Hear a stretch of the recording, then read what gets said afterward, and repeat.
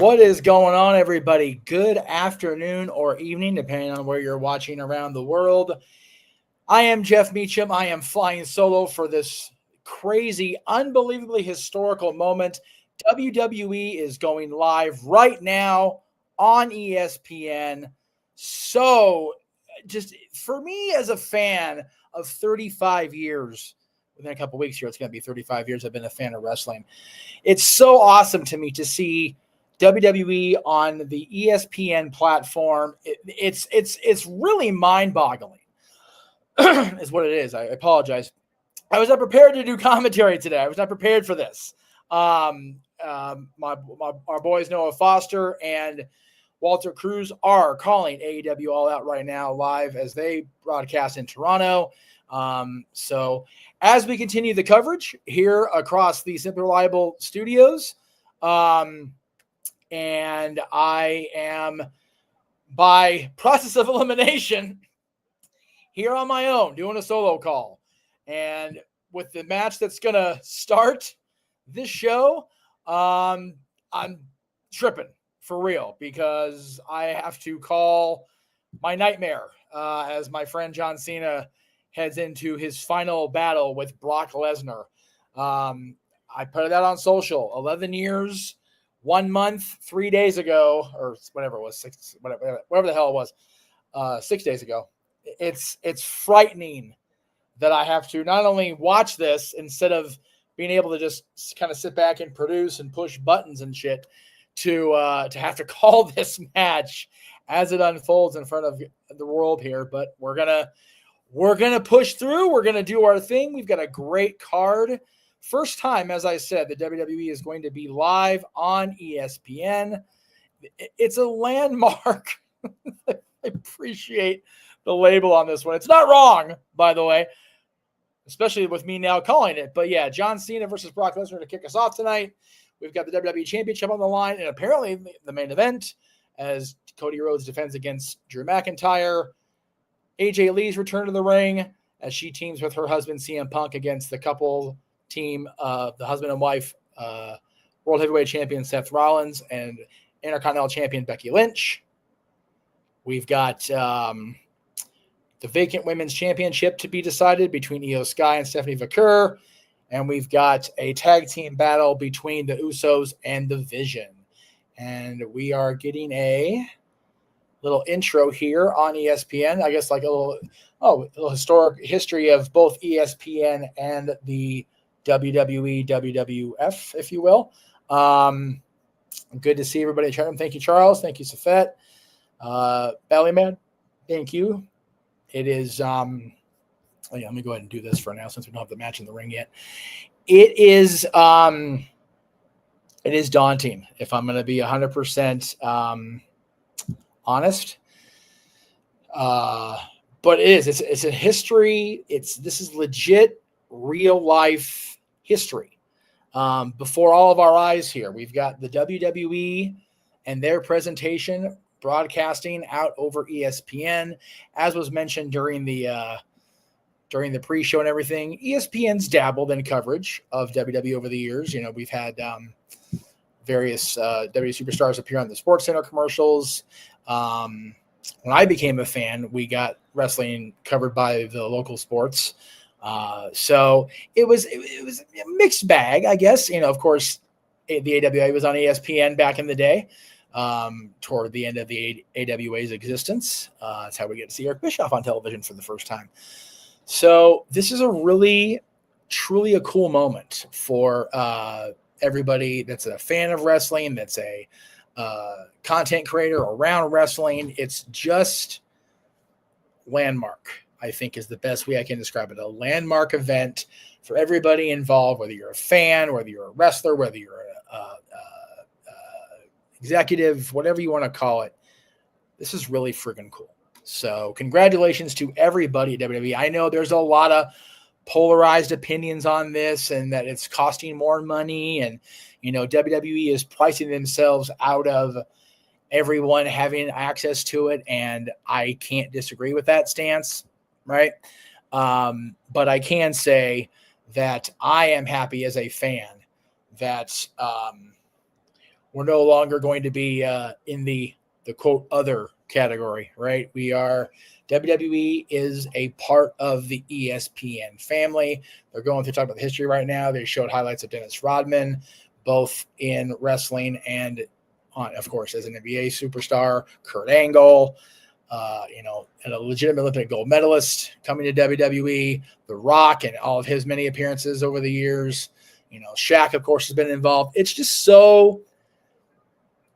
It's been like dabbled in a lot, right, over the years. But this is really cool, and I don't take any small measure of pride in the fact that the lead event that we're covering for ESPN and being involved with WWE, I get to be the front man, I guess.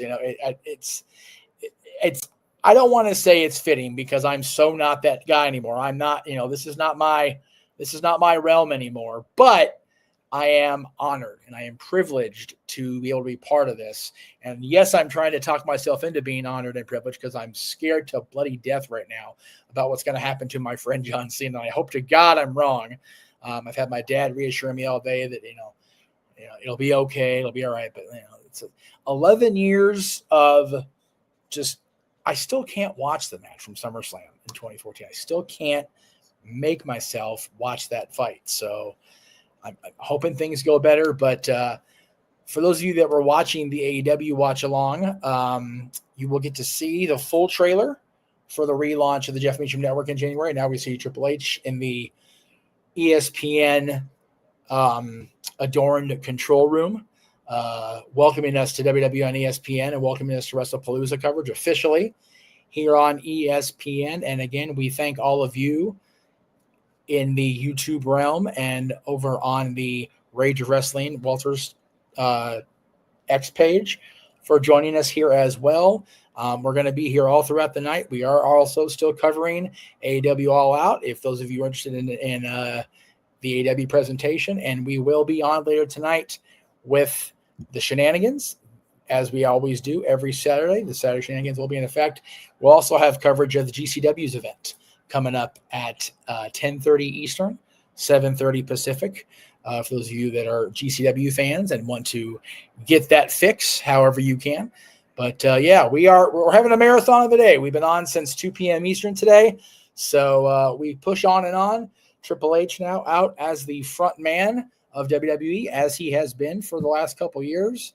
I want so bad to agree, Cape Raider. I honestly don't care if John wins or loses. Like I that's immaterial to me. I just want him to be okay, because the last time I watched a match with him and Brock Lesnar, I happened to be there live, and he did not leave in very good shape. I didn't leave in very good shape, so I am nervous as hell. I'm just going to be real with you guys, and I've not done play-by-play in a very long time, so I ask for forgiveness as I call the opening match while I wait for Noah and Walter to join me once All Out has concluded its broadcast. I'm actually going to send them the link. I just reminded myself.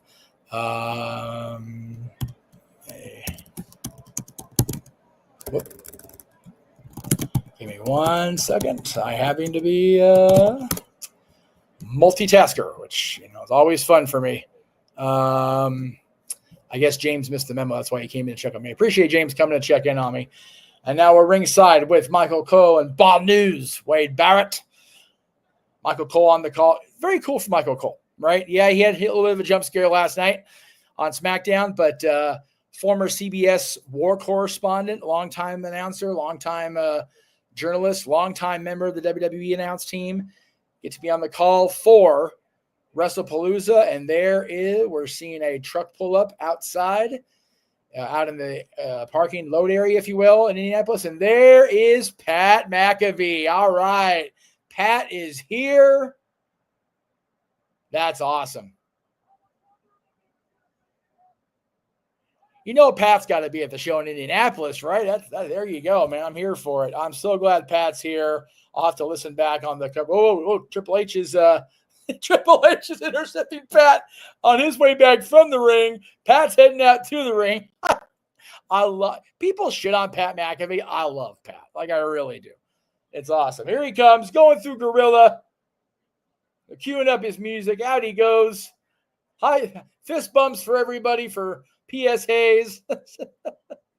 Yeah, Gravy got his ass. Yeah, Gravy took a couple of fight. You know what? Good on Corey, man. Good thing he's cleared, right? Again, Pat McAfee making his way out into the arena in Indianapolis to an ovation, as only Pat McAfee can get. Loving on the fans, making his way to ringside, making Nick Khan there. You saw Nick Khan there very briefly as Pat was rolling by there. Nick Khan is at ringside, protecting that investment, I'm sure. I'm sure he's interested, as we all are, about what's going to happen when Brock Lesnar comes out here to face John Cena. Hot fives and hugs for Mr. Barrett. Heading over to join his buddy Michael Cole at ringside. Yeah, this is cool. I know Pat is very happy for WWE to be on ESPN. It's a really, like I said, this is I'm going to use the F word quite a bit here. This is a big fucking deal that WWE is on ESPN. Greetings for the Spanish announce team at ringside. Pat McAfee going up on the table as he do. Well, you might as well get the laughs and the ha-ha in now because it's about to get dead serious.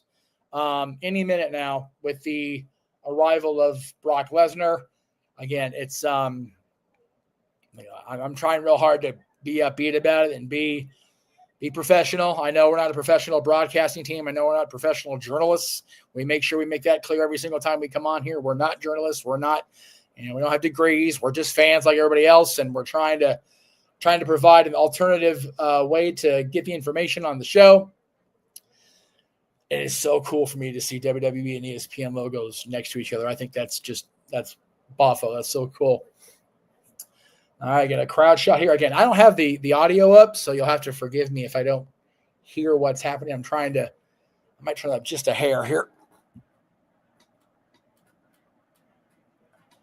Crowd popping for McAfee. I'm here for it. I love it. No, I agree. When I found out they were going to open the show, Cape Rayer, I said, good, rip the Band-Aid off and get this shit over with. Oh, God, there's Brock's music. Oh, Lord. Sorry. Anyway, yeah, I want this to be done first thing. That way I can, come back from wherever I get taken on this ride here and be able to be a proper host for Shenanigans. JJ will not be here tonight. As mentioned previously, he is on his way to, he's probably already at the GCW event here in Los Angeles. So I am grateful that I get to be part of this. And again, for those of you watching across social media, thank you on Twix and of course on YouTube. Those of you, I know a lot of you over at the AW watch along. So thank you. If you're watching both, we love you for that. If you're just watching me, God bless you. Lesnar now making his way around ringside, heading down the, for lack of a better term, right side ramp and around the ringside there. He's now giving the stink eye to the announce team, as he traumatized Michael Cole yesterday. He scared the piss out of Michael, scared the piss out of me watching what he was doing.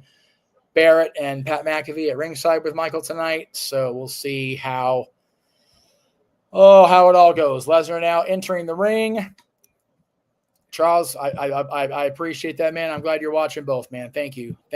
I would watch the AW show too if I had more than one monitor here, but we're limited. We're trying to get out of this house and sell this place. So Brock Lesnar now in the ring, doing his bounces. He's ready to hurt this boy. And of course, Wrestlepalooza tonight.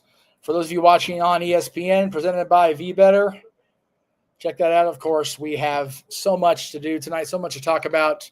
5 matches scheduled for this landmark event, WWE's debut on ESPN. Those of you watching ESPN, I know WWE is grateful for your monies. So, and we as fans are just, it's awesome. It's so cool that we get this amazing presentation.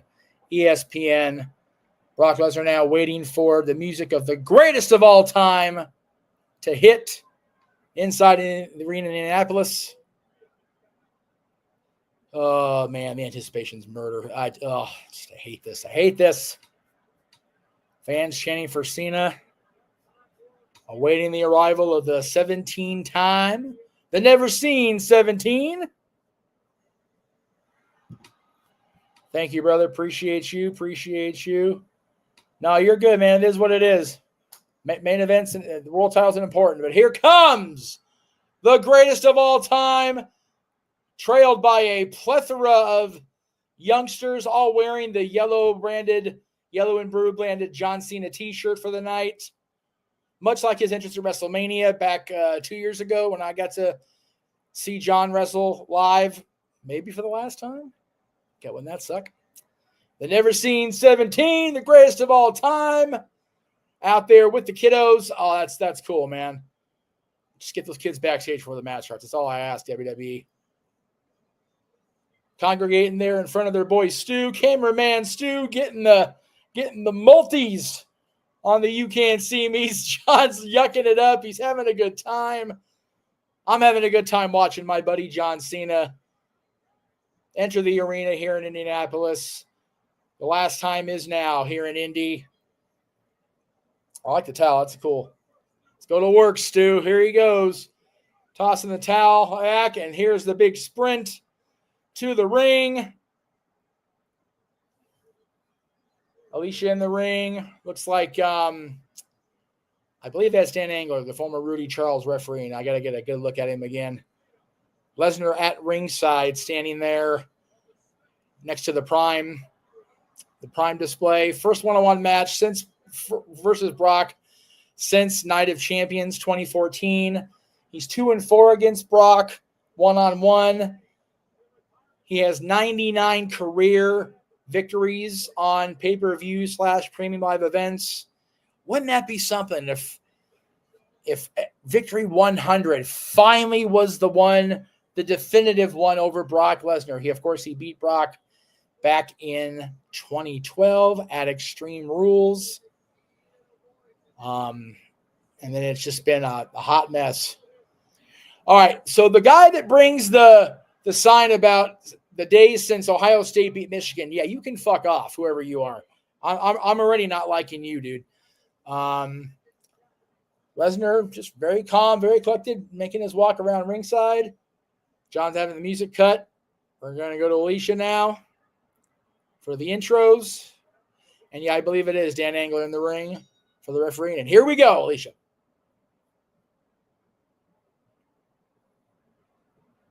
John giving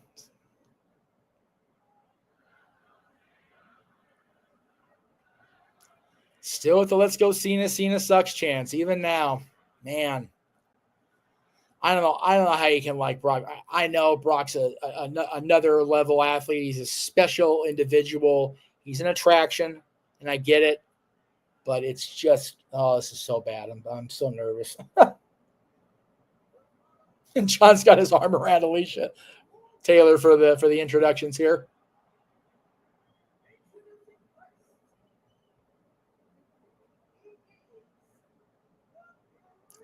John introduced first. The greatest of all time. Fans are never seen 17. Celebrating with each and every one of you in Indianapolis for the very last time. One final time here in Indy for the last real champion, the greatest of all time, the 17-time world champion, ladies and gentlemen, John Cena.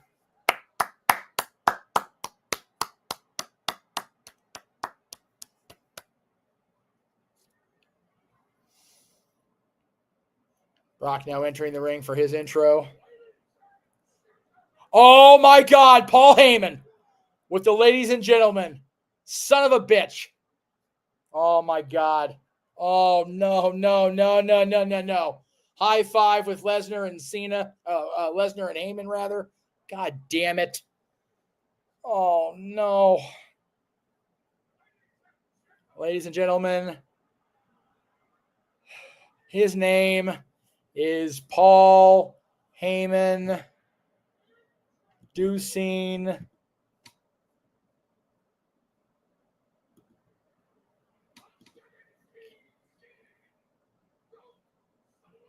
17 scene goat slaying. Given Lesnar's stats, former NCAA heavyweight champion of the world, UFC heavyweight champion of the world, WWE heavyweight champion of the world.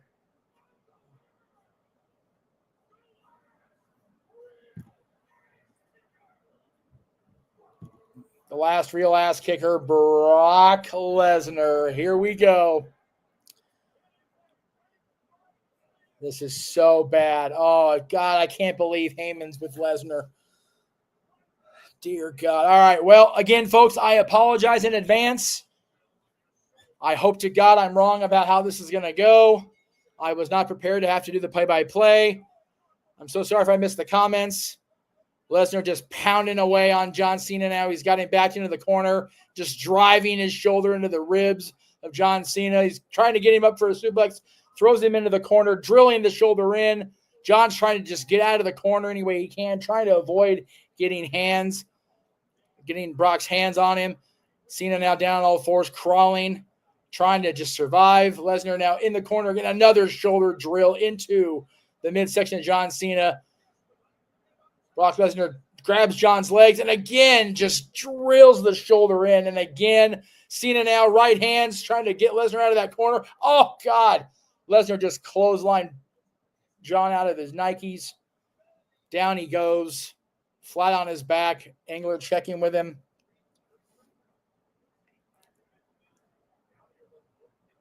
Now it's already less bad than it was in 2014. Lesnar with that sick smile on his face. Another short arm clothesline, drags him out with one arm and brings him in. Lesnar enjoying every bit of it, as he always does when he makes these returns of his. Lesnar now again with Cena in the corner, whips him into the other corner. John hits it with back, almost shoulder first, collapses in a heap. God, Lesnar looks in next level shape here. I got to tell you, he always does when he comes back. He looks amazing. Oh, Jesus. Lesnar now again, Cena out of one corner, into the other, sternum first now. Bret Hart bump, chest first, into the corner and just collapses in another heap. And again, Lesnar taking his time. Again, Paul Heyman now at ringside. We didn't know about Lesnar and Heyman talking. That happened on SmackDown, so we couldn't simply predict it or predict it on with Aaron. So it's just, and oh no. Lesnar picking up a little bit of a running power slam. Not really running, just one of those, very much just picked him up and carried him a little bit. Center ring now reveling in the brutality. And now Cena now. Lesnar grabs him behind. Oh, German suplex. Here we go. German suplex, but John somehow paying attention, rolling out of the ring. So Heyman, I don't think Heyman stayed at ringside. I think he just gave him the intro. I don't know. I don't think Heyman remains. So I don't know if this is going to be for the intro because we wanted a proper Brock Lesnar intro for the last match against John Cena now. Lesnar kind of pulling Cena back into the ring.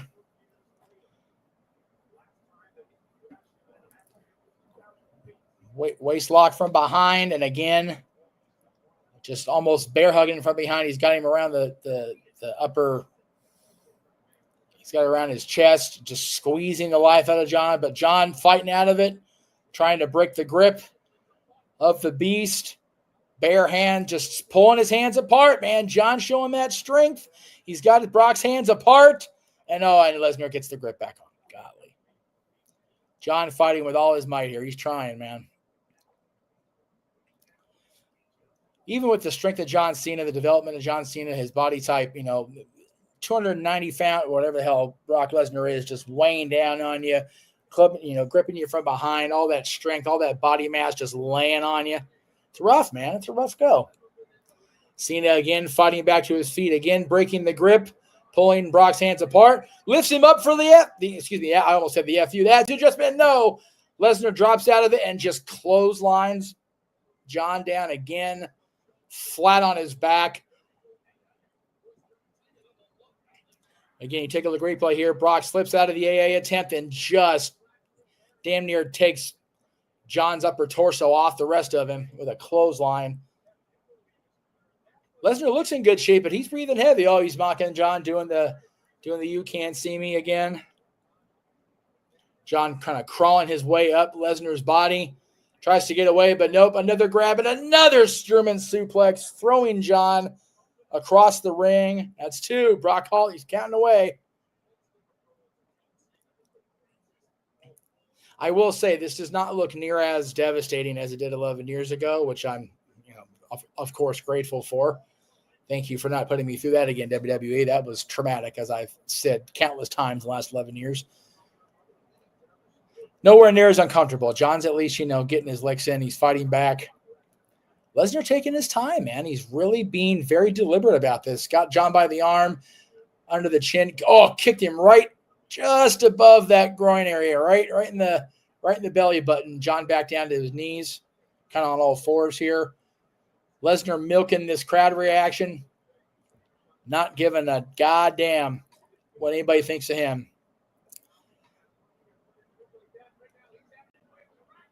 He went to pick him up for another suplex. John slipped out of it, sent Lesnar in the corner. There's that shoulder. Oh, God. He went for the shoulder tackle and bounced off Lesnar not once but twice. The second one rocked Lesnar a little bit. The third one almost put him down to a knee. John continuing the shoulder tackles. Down goes Lesnar. Lesnar's down. John takes him down the shoulder tackle after 4 of them. Picks him up again for the AA. There he is. He hit it. He hit the AA. Lesnar right back to his feet. John again, another AA attempt. He hits him again.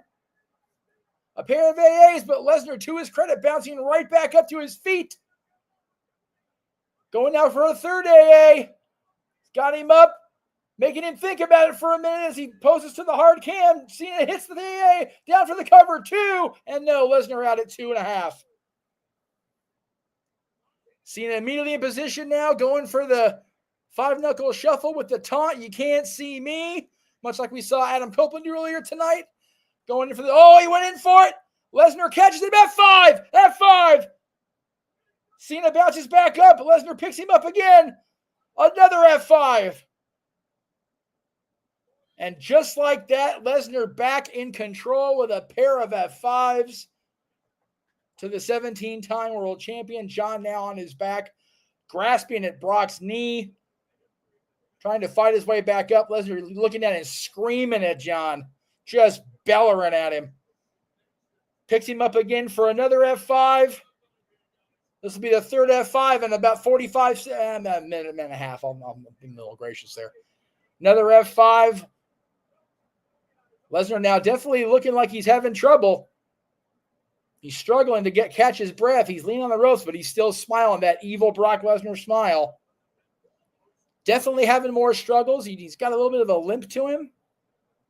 It looks like he's definitely not near as in control as he was at this time 11 years ago. John's hair everywhere, Brock's hair everywhere. They've both been putting themselves through it just in the very short time they've been in. And again, another F5. Bam, he hits it. That's 4 F5s. 4 F5s compared to the 2 during the massacre. 2 suplexes only, though. So we're doing more F5s than suplexes this time. And again, Brock has hands on his hips, just staring down at John, just laughing. Just that smile, that sinister beast smile, reveling in the fact that he's got the greatest of all time just at his mercy, at his whim.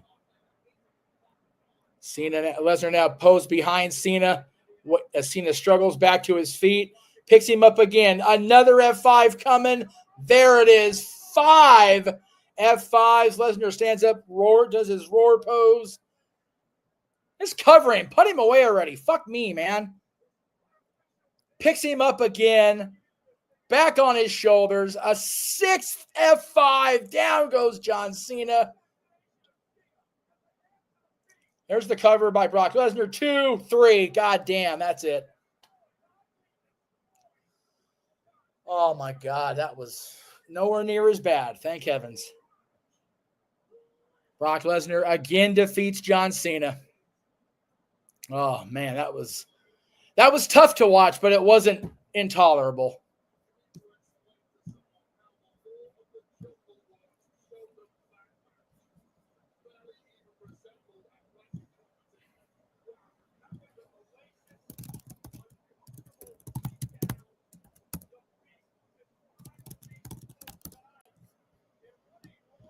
Oh, that was rough. Man, oh, man. Cena just down, flat on his back. Engler kind of half hovering over him. Lesnar standing there with hands on his hips. Goes like this. Waves him off. Goes to walk away. Dan Engler now checking over John Cena. Match is over. 6 F5s. 2 German suplexes beforehand. Lesnar now taking his victory lap around the ring. Just stalking that slow Brock Lesnar walk. McAfee stood right up and stood in front of Michael Cole as Brock walked by here. Lesnar walking around the ring now, just passing the announce tables in the prime display. Almost at the corner. Looking in the ring at referee Dan Engler, looking at John Cena, and he's going back up the steps. God damn it. Get out of there, Engler. Move, Dan. Get out of there, Dan. God damn it. He's F5ing Dan Engler. Come on. Fuck me, Brock. You piece of shit. Just tossing Dan Engler out of the ring. Nick Khan standing there in his ringside seat watching as, again, John goes up for another F5. That's 7 F5s to John Cena. Kids crying at ringside. They're showing the kids crying.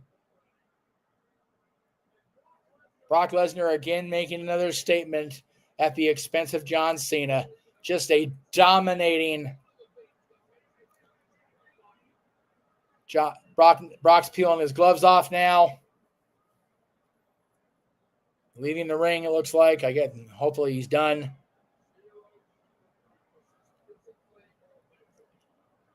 Lesnar stopped briefly to look over the prone body of Dan Engler, but kept walking. Thank God.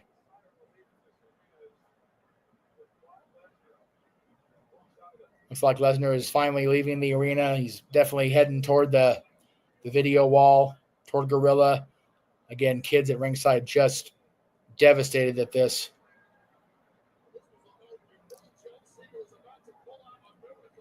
Cena unbelievably hit that third or fourth attitude adjustment. Brock kicked out.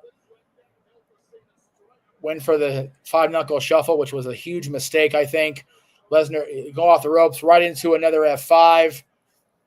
And just off Brock went to the races after that, man. Just grand total of 7 F5s before the end of the match and even after the match. Just kept laying him in. Just kept picking John up, and John was struggling to get up, and F5 after F5 after F5. And he finally covered him and got the 1, 2, 3. Then he attacks Dan Engler after the match, gives him an F5. Just unnecessary. God damn is right. Just enough.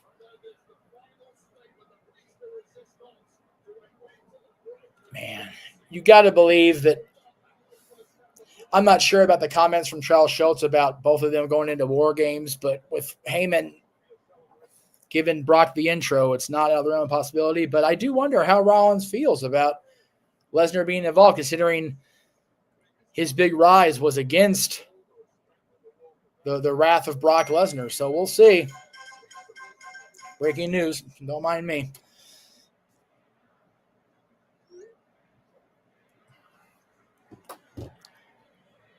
They're saying they're chanting "Thank you, Cena" as John Cena walks out of the ring in Indianapolis for his last appearance in this great city, the racing home of Indy 500, home of the Colts. John stopping now at the video wall, right near Gorilla, obviously. Turning to face the crowd one more time. That's the thing with these matches with John. It's every time he does one of these, it's his last appearance in this particular city. Again, now Cena making his way back through to backstage. And that's it. We go to commercial now. Wow. That was that kind of was what it was. Yeah, I don't know what to think, whether it's a one-off or not. I'm definitely curious. We'll see how things play out. We'll see who's going to stop the rampage. Hard to say, Matthew. I think Brock got what he wanted, so we'll see. We will see if we get any more. It looks like we got about a 3-minute ad here on ESPN. So what I'm going to do is show you guys at home what's coming up after tonight's watch along. Here's what you have to look forward to all the way into 2027 along the Simply Reliable Studios. And now for a taste of things to come.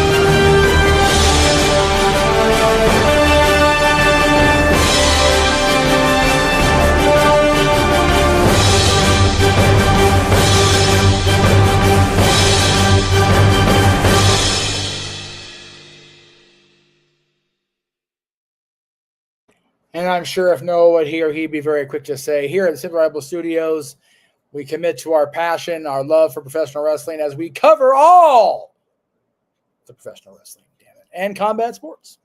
ESPN covers it all too. Looks like I got a little bit more time. Check this out as well.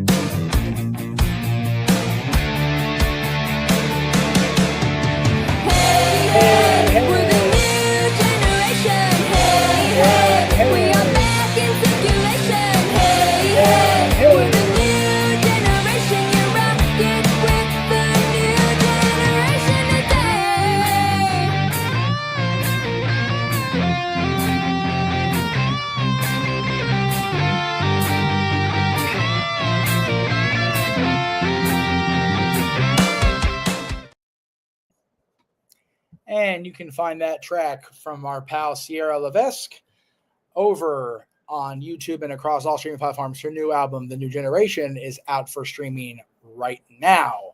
So thank you to Sierra for allowing me to use her content to help promote my content. So yes, the Jeff Meacham Network officially back in business starting on January 4th with the return of a controversial piece of content. We'll see how that goes as we get closer to the next year. Again, thank you all for joining me. We're waiting for the AEW watch along, AEW All Out to conclude, and then we'll be joined by Noah Foster and Walter Cruz right here in the studio to call the remainder of Wrestlepalooza. But for now, you're stuck with me, kids. It is what it is. Can't help it.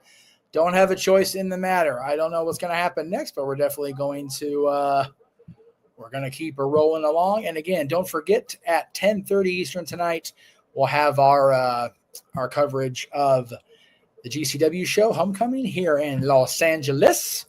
And of course, at 11 p.m. Eastern, we'll have our weekly dose of Saturday shenanigans. So stay tuned for all the things coming up here tonight. Big old crowd of Hulkamaniacs at ringside. You love to see that in Indianapolis or anywhere. Hulkamania Forever Limited Edition Real American Beer. Enter for a chance to win 2 tickets to Saturday night's main event. Visit therealamerican.com for details. And I know, well, there we go, Real American. There we go. We're toasting the Hulkster. I love it. I love it. We're drinking on the air, but that's okay. I drink on the air all the time. I would if I could today. That was a drinking experience there. So again, still to come tonight here across Wrestlepalooza, we're going to have our mixed tag team marquee match. CM Punk teaming with his wife, the returning AJ Lee, against World Heavyweight Champion Seth Rollins and his wife, Intercontinental Champion Becky Lynch. We'll have the undisputed WWE Championship defended in our main event tonight, Cody Rhodes against Drew McIntyre. We will have the Women's World Championship defended. I don't have the graphic for that in here for some reason. I'm not sure why. It was a oopsie daisy on uploads. And it looks like we're going to move next to our match between the Usos and the Brons. Now refereed by LA Knight. Yeah. After an altercation earlier today on the Wrestlepalooza countdown. So LA Knight will now be the referee for this tag team match. And again, we are going to go to our first of two tag team matches here tonight on Wrestlepalooza. Let me try to find the graphic in time. Hurry. There we go. Whoops. There it is. Should have this ready. That's my bad, folks. LA Knight again making his way to the ring to be the impartial man, if you will. And again, we're rolling right along here. Again, thank you all for joining us here along the Simple Reliable Studios. Again, you're stuck with me for a while. Again, not the greatest play-by-play man in the world. I am not as versed as I used to be in that type of situation. But again, tag team action now. The Usos, Jimmy and Jay, against the Vision, Bronson Reed and Bron Breakker. And in the ring right now, the assigned today special guest referee, L.A. Knight. Yeah. My buddy Sean Ricker. Always good to see any chance we get Sean Ricker, L.A. Knight, Eli Drake in the ring. This match sponsored by Aries,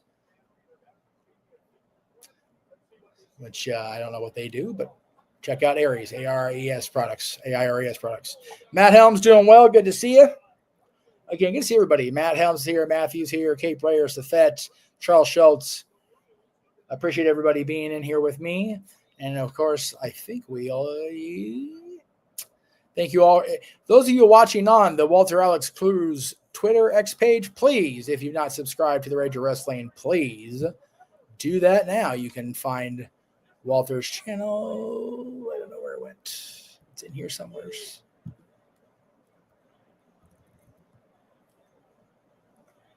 There we go. Subscribe to Rage of Wrestling across YouTube.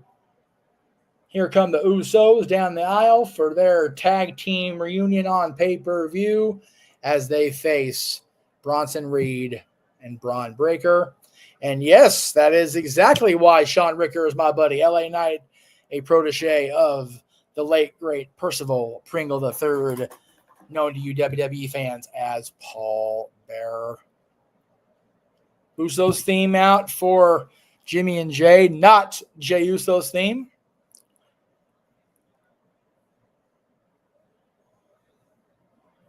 Down since day one-ish, man. Always good to hear that theme for Jimmy and Jay. And again, folks, thank you again for watching as we continue our coverage of Wrestlepalooza on the Simply Reliable Studios. Indianapolis, the Usos are now in your city. You love to see it. Let me see how we're doing on the all-out coverage. Just see what we got here real quick as Jimmy and Jay are cutting their introduction. Let me see what we got here. Give me 1 second. Now, Punk Turner's throwing a steady 10 count. If neither man gets to their feet. All right, the match is not yet over on the AW side, so we'll keep on trucking along here.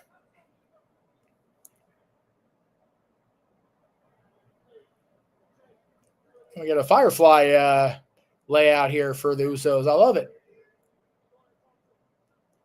There you go. Yeet. 4 letters, 1 word. Yeet. That has become like the most shown reel whenever I go on Facebook, man. The variants on that, it's wild. How many variations I get on that theme. It's a little crazy. I'm going to be honest. So it's definitely different. But yeah, man, the fans in Indianapolis eating this shit up as the Usos make their way down for their tag team battle against the Vision in the form of Bronson Reed and the badass Bron Breakker. Those of you that are coming in late, John Cena lost to Brock Lesnar after, during the match, a plethora of F5s and a few more after the match. Total of 7 F5s delivered to John Cena. Dan Engler caught one. Referee, just Brock Lesnar doing Brock things, but now we have a tag team grudge match as the Usos come out again to face the Paul Heyman-led Bron Breakker, Bronson Reed. This entrance is going to be longer than damn Lesnar-Cena match. Jesus Christ.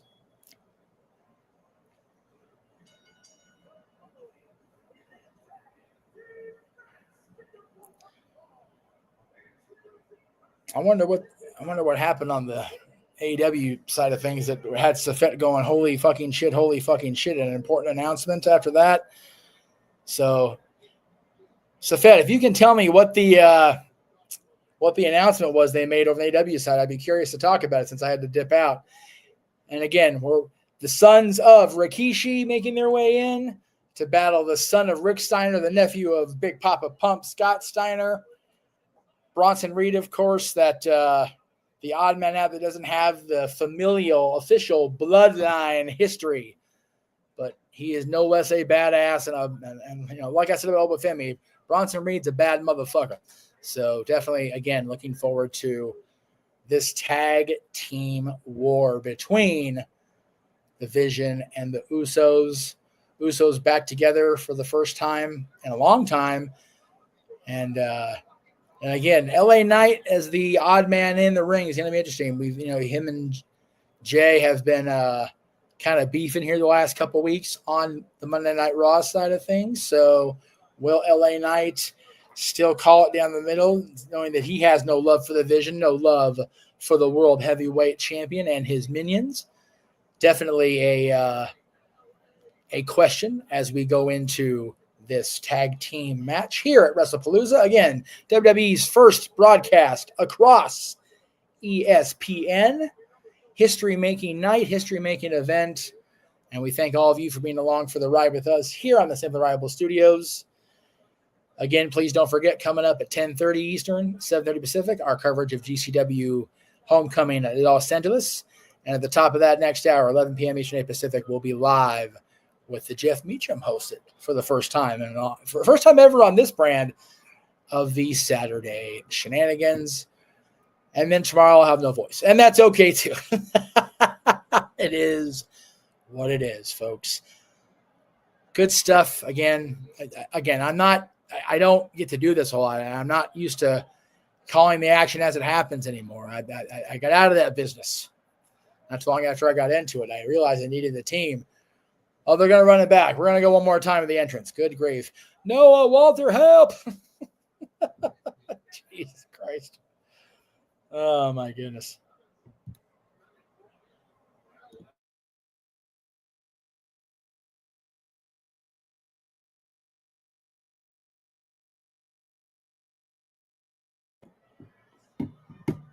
All right. Looks like the music is done. We're going to bring out Bronson Reed and Bron Breakker now to the ring for their entrance in this battle with Jimmy and Jay, the Usos. And again, the argument can be made, Jimmy and Jay Uso, the greatest tag team in WWE history, longest reigning champions in WWE history by a lot. And again, these two guys are just badasses, man. You got the tribal thief, Bronson Reed, the certified badass, Bron Breakker, and of course, Paul Heyman falling behind them. We already saw Heyman once tonight. For those of you who missed it, he introduced Brock Lesnar prior to his match with John Cena. Did not stay out there, so it looks like Lesnar and Heyman aren't officially back together, but He definitely got the Paul Heyman intro for himself en route to defeating John Cena once again. Again, another great start here.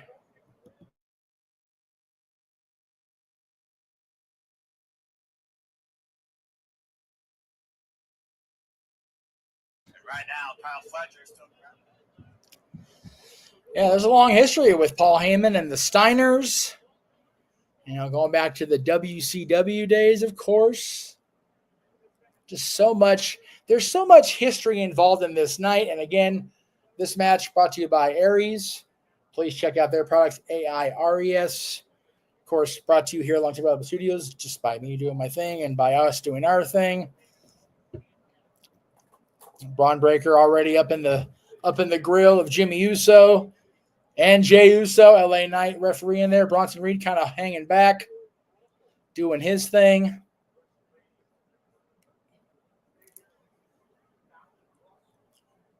Again, looks like we're going to start off with Jey Uso in the ring.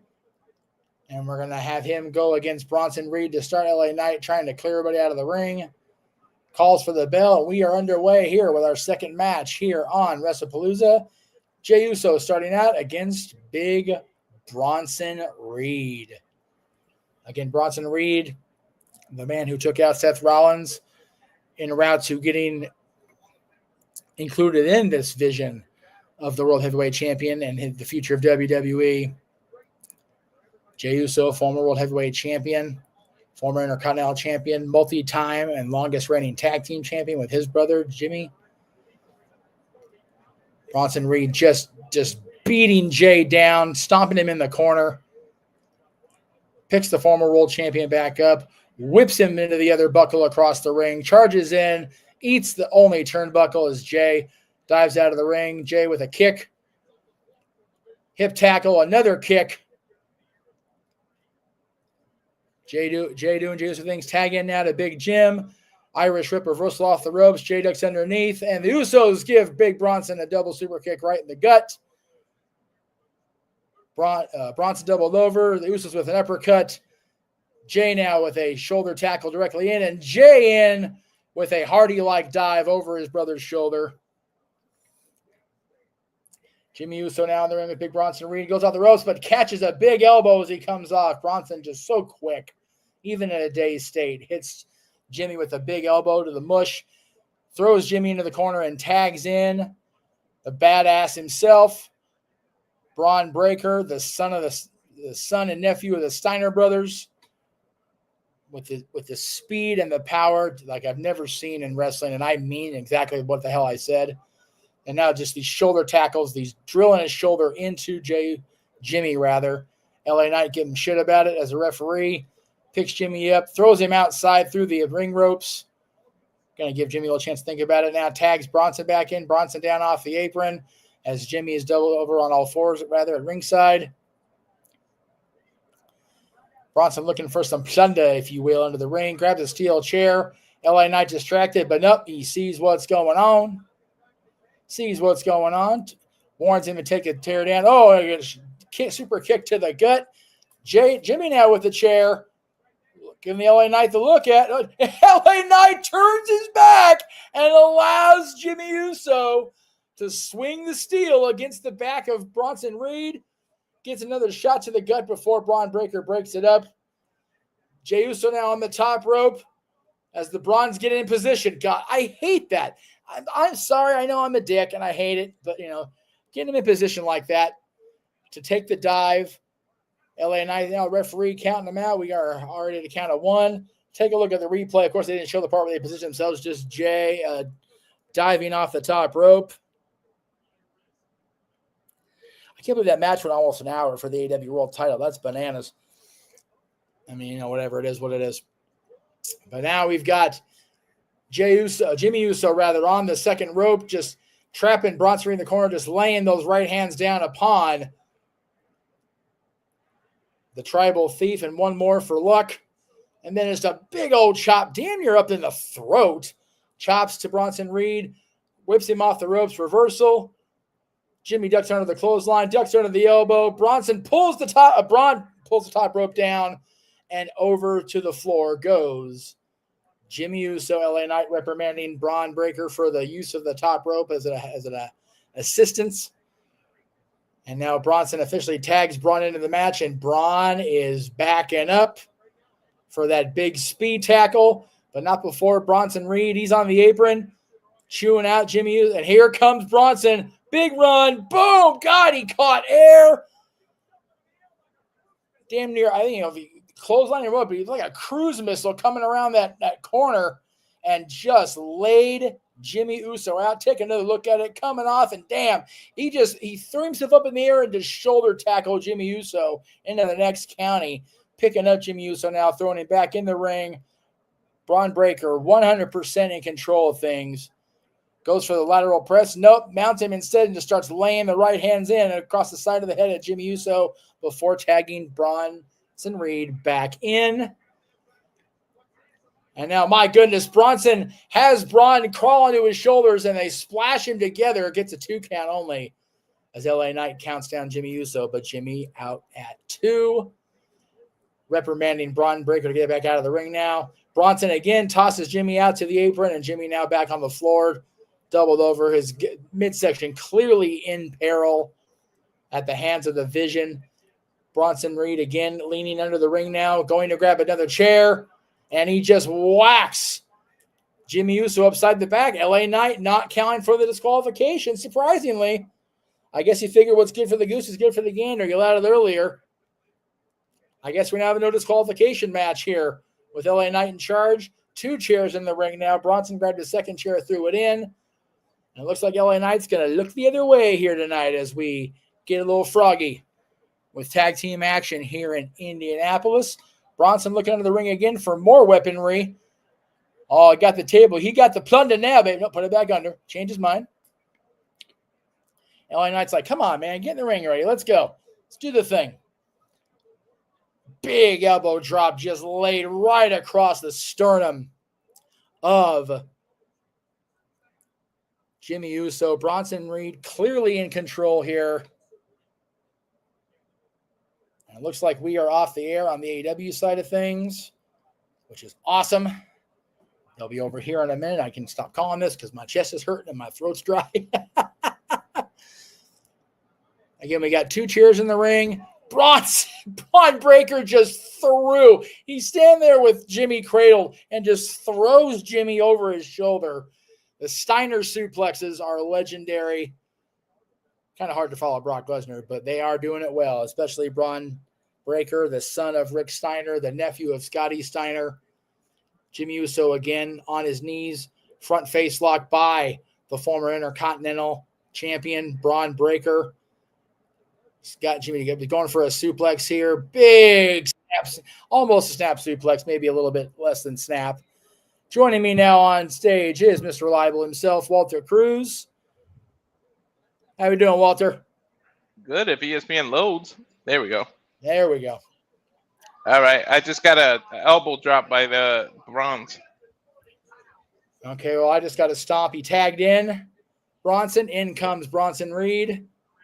Bronson now, big, senton right across the gut of Jimmy Uso as the one goes to the sky, mocking the tribal chief is the tribal thief here. My goodness. And now loading that chair out again. We saw the chair being used by both parties. LA Knight kind of looking the other way, I suppose. Laying Jimmy's head now across the seat of that chair as it's set up mid-ring. LA Knight kind of like, what the hell? And then waves it off, says, okay, whatever you got to do. And a drop toe hold, Raven style. Live by the sword, die by the sword. LA Knight with the shrug there, like, okay. Right. A little bit of Raven effect there with the drop toe hold into the steel chair. Both guys need a tag really bad. Of course, Bronson Reed with a chair to the face. Jimmy Uso's been getting his ass whooped here for a hot minute. But Bron Breakker's not going to let it happen as he dives near through the ropes to take Jey Uso off the apron and throws him into the ring steps before entering back into the ring to continue the damage on Jimmy. So what I missed? Oh my God! Again, he just stands there, gets him in a suplex grip, and just throws him over his shoulder like he owes him money, which probably does. Right. And again, now Jimmy up on the shoulders of Bronson Reed. And here Shout out to the Steiners. The big Steiner Bulldog. Man, there it is. To perfection. Daddy taught him well. There's 2 and only 2. It's 2 9/10. LA Knight, the referee. I mean, it was that close. He's telling him it was that close. And it was, man. It was that close. I heard a great call watching Old Thunder the other night by Bobby Heenan. You could have got a paint job between that referee's hand and the mat. And that's how close it was here. I think it was a Steiner match. So there you go. Works perfectly. Was it? Probably. They weren't together at this point, so it was probably a Rick Steiner match. But Bronson Reed now lining up Jimmy Uso, going for the senton again, but Jimmy rolls out. He's in the wrong corner, though. He's in the neutral corner. He's got to get across that side of the ring to his brother, who's still down on the mat. Let's not forget. Oh, my goodness. There you go. Dude, Bronson is out of it. Jimmy out of the way. And again, Jimmy's got to get his way to the corner. Jay now up on the apron. He's gonna be there by the time Jimmy gets there. Bronson is out of it right now. Yeah, Bronson's out of it, but he's still closer to Bron than Jimmy is to Jay. Jimmy's got to crawl across the entirety, diagonally across the ring. Bronson's almost already there. Jimmy up now, and there's the tag. In comes the former world champion. Big clothesline on the former Intercontinental champion, Bron Breakker. Another one down goes the badass. And now he's just laying the right hands back and forth. They're trading blows. Right hand, a third. Up, little flip, flop, and fly. Rock style with the right hand with the spit. Bron Breakker now in the corner. Jay's feeling it, getting that crowd behind him, getting riled up. Probably going to go for a little hip action there. Papa Quiche style. Uso hip check in 3, 2, 1. There it is. Man, he got him in the forehead. Dude, he jumped a little too high on that one. He did. Bron's head, to his credit, man. Bron's head bouncing on the turnbuckle. Now elevating Jay over the top rope. Hits the kick as Bron goes for another grab. Jay up top now. Big crossbody block. Down for the cover. Here's 2. And Knight only gets 2 as referee. And again, so close. But close only counts in horseshoes and hand grenades. When was that? When was that announced that LA Knight was going to be the ref? I announced it during All Out. I don't know when they officially announced it. Yeah, I know you told me, but that was the last minute addition, I think. Yeah, no, it was 100%. They had a confrontation between the two teams during the countdown, so they said, fuck it. We're just going to put you in the ring as referee instead. And now we got Slim Jim table number 1, brought out by Big Jim. Only appropriate that Big Jim brings out the Slim Jim table. Usos now set the table. LA Knight's like, fuck it, whatever. I don't care, whatever. Ain't bugging me none. And again, now both Bron's back in the ring, leveling the Usos, stopping the table shenanigans before they even start. Table now in the middle of the ring, being moved over to the Usos corner, set up laying flat with the legs open for a likely spear or suplex, some sort of quote-unquote shenanigans. And we'll see that later, of course, at 8 o'clock Pacific. Heyman now slightly pacing. He's doing little circles. Not quite pacing, but he's got to be on cloud 9. Did the intro for the winner in the first match. Damn him. Wow. Oh, Brock won? Yeah, 2 suplexes and 7 F5s later. Damn. Cena got no offense? Cena got in more offense than he did 11 years ago. It wasn't near as hard to watch, for sure. Thank God. Had my dumb ass calling it. Usos now handing out super kicks left and right. And now pick up and, 1D. 1D. There's 1. There's 2. And Bronson, just at the last minute, saves Bron from the Jimmy Uso pin. I see your comment in the chat room, Big G. Is Noah coming? Yeah, he's coming. Okay. Yeah. Again, there's the replay. The Usos hit the 1D. LA Knight for the cover 2. And I mean, last second, that hand was coming in for 3. Bronson Reed in to make the save. All 4 men down now. LA Knight not bothering to count. He wants to see a finish like the rest of us do. He's a fan. Mm-hmm. And again, that table perilously set up. Perilously. That's what I was trying to say. There it is. In that corner of the Usos. But now Bronson Reed sitting Jay Uso, goddamn, on the top turnbuckle. Jay Uso with a Samoan headbutt against a Samoan. I don't know how much damage it's going to do, but I guess we'll find out. A third headbutt now. And again, down goes. Oh, Bronson Reed with the Kurt Angle run off the rope. Frankenstein. Oh, it didn't come off good, but he hit it anyway. Frankensteiner by the son of the originators. Nephew of the originator, I should say. And there is the big Bronson moonsault, but all he caught was Matt. And then a senton bomb by Jimmy Uso. And Bronson off the ropes. There's that spear. God damn. Wow. How's it feel to get hit with your own move? Okay, somebody check for Jimmy Uso's top half in the front row. And Jey Uso hits a spear on Bron Breakker, heading up to that top rope. And again, that table's still there. Now, I don't know what we're going to see here, but we might get an Uso splash. We do indeed. Big Uso splash onto Bron Breakker from Jey Uso. Only gets 2. Oh, it's over. Oh, hell no. Only gets, and Jey Uso is letting LA Knight know about it. I'll tell you what. Jey Uso is not content with that count that went down. He thinks it should have been over. LA Knight now in a little bit of a tussle with Bronson. Oh, Jey Uso with a super kick that hit Bronson's hand, but by God, it took him down. Calling that as nice as I can. I know. And LA Knight now at ringside, getting in the face of Bronson Reed instead of being in the ring to referee, and out comes Jey Uso for the big dive. LA Knight dashes out of the way. Bronson Reed taking it all. Getting Just driven into the Spanish announce table. And now we got LA Knight as the referee and Jey Uso giving each other what for. Bronson Reed now being handed a chair by the Oracle, Paul Heyman. Just so you know, Noah's ready, but he wants to come in after the match.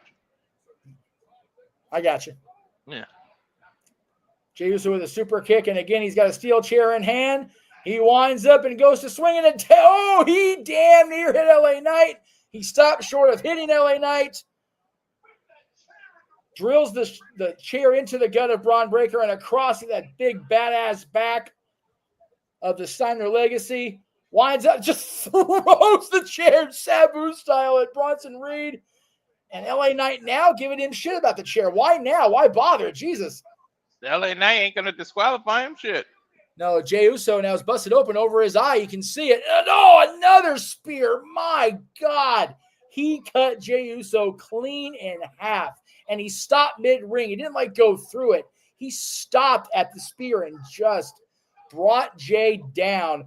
Jey now getting up, trying to get his bearings.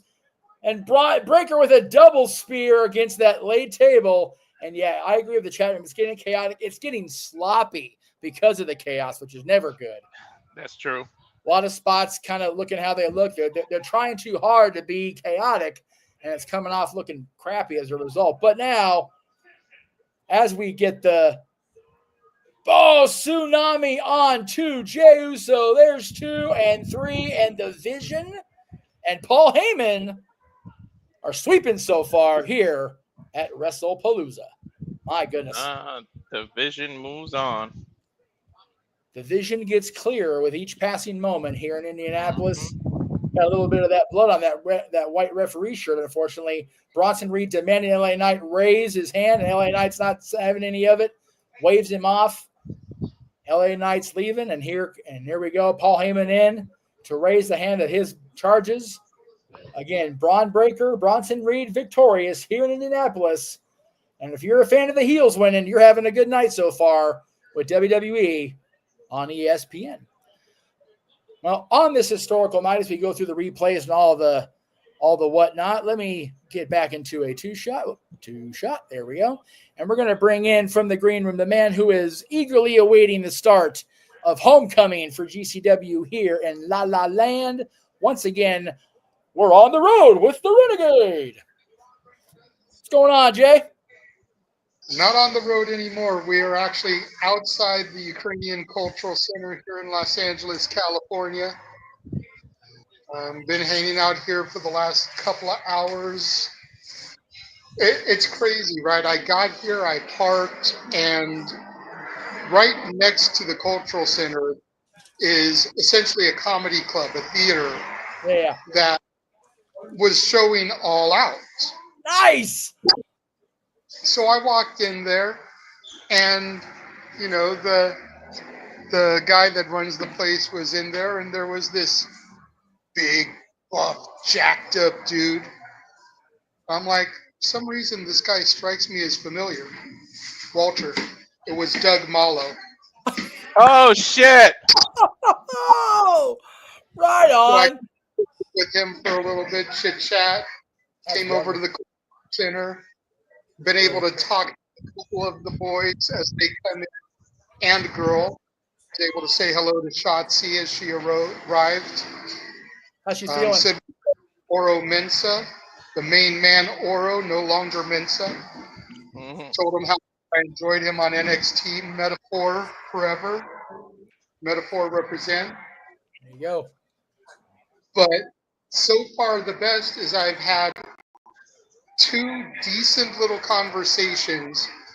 One I was actually able to slide one of the business cards to. Brett Lauderdale, the owner of GCW, and Matt Tremont, the ultra-violent champion. Nice. Nicely done, sir. The one I gave the card to. I just had to ask him. I was like, dude, why Journey? Why separate ways as an entrance theme? And he gave me the answer. Next time we do shenanigans all together, I will divulge that information. Gotta make people want it, make people wait for it. Well, No pictures, no video roll yet. Don't know if I'm gonna be able to get that. But yeah, man, so far so good. And looking forward to seeing and talking to more of the boys and girls. No Kazarian sighting yet. okay. Yeah, he's local. He'll be there. Oro did arrive with Jordan Oliver. Oh, I know that Kazarian's opponent is here. Just waiting for the king of TNA himself. Long live the king. that's right. I'm sure Noah will give me some kind of crap of him being the king without a throne or some shit. Just like he gives me Chase U being an unaccredited university. They but are. you know what? I don't care, damn it. And you know what? Frankie's had some kind of week, so dealing with assholes. Sorry. Go ahead. I said we all know how far back Kazarian goes with the 2 of us here on the bottom. So Yes, yes. I was going to say, Frankie's had a week dealing with assholes on stage, so, you know, he's been a little busy. Assholes and assholes kids. Anyway. yeah, just wanted to pop in real quick, you know, now that All Out is officially over, because I see Noah popped in. Tony Khan kept him for an hour of overtime, as Tony Khan do. Motherfucker made me have to call Cena Lesnar. I am not amused. By the way, what the fuck? I paid $29.99 for commercials. Yep. ESPN, brother, is what it is. Fuck television and streaming services. The other commercials all run our ads. Don't worry. We were just chatting on this one because Jay's here. I got this. The commercial allows me to come in and give this update. That's Okay, right. so you're actually the one worthwhile time we have a commercial break. Right. What about me, motherfucker? What am You're I a dumbass. We living? don't Yeah, I care. heard. Okay. I heard First you. of all, I worked it too. I worked it too. Hey, first of all, your ass ain't even supposed to be here until 10:30. Number That's one. fair. That's fair. Number two, why are you doing producer credit? Oh, Get the fuck out of here. literally the only reason I came in here is I just wanted to compliment you because I think you've actually done a bang up fucking job. Thank I've you. been listening to you, Thank and you. I'm like, Thank you. you think you're not a good commentary? I don't know what hopium you're smoking because I'm listening to you call the action and it's fucking great. So I just wanted to give you your Nothing kudos. from me. Tell you that much. So And talk to him. Yeah, I just wanted to do that. That's all I came in here to do. I will say calling the first match was just me trying to distract myself from my pain. I will say that. That match, though, that was fun to call. You know, it's always good to see the Usos. It's always good to see the wise man, the Oracle. So it is what it is. But yeah, we will see if you're over on the GCW side of things, like I will JJ be. is live in living color, if you will. Yes, I will. James and Ryan will be on the call for that at 10:30 Eastern, 7:30 Indeedy. Pacific. And, of course, the rest of us Yahoos will be on at 11 Eastern, 8 Pacific for Shenanigans. JJ will be back on Shenanigans next week when we put Noah through the Canadian singing torture on karaoke. So there you go. So before I dip out here, James, you said you've been listening, so you heard me say I spoke to your favorite GCW wrestler, yes? Yes, I did, and no, you did. You did not. You know, he's not my favorite. We Yes, should he make is. we should Matt make Fremont. It's we should not. make James interview him if he agrees. Just for the You know fucking- what though? I would though. I would. We were mentioning about how Tremont's his favorite wrestler. Pull that shit up. No, for real though. No, for real. I would interview him. He seems like a lovely bloke. So there is that. Okay. They're showing Tyrese Halliburton from the Pacers on screen. Hey, the Pacers are getting a rub because God knows they're not going to get any championships. Might as well get some sort of something. You're telling me, buddy. You're telling me. You know, it is what it is. Green shenanigans, no guarantee. Okay. Have a good night. James, I will try to pop in before GCW officially kicks off during your pre-show time. JJ, please, Sounds good, brother. JJ, please give Frankie my best, man. Tell him anytime he wants to pop in, he knows where to find us.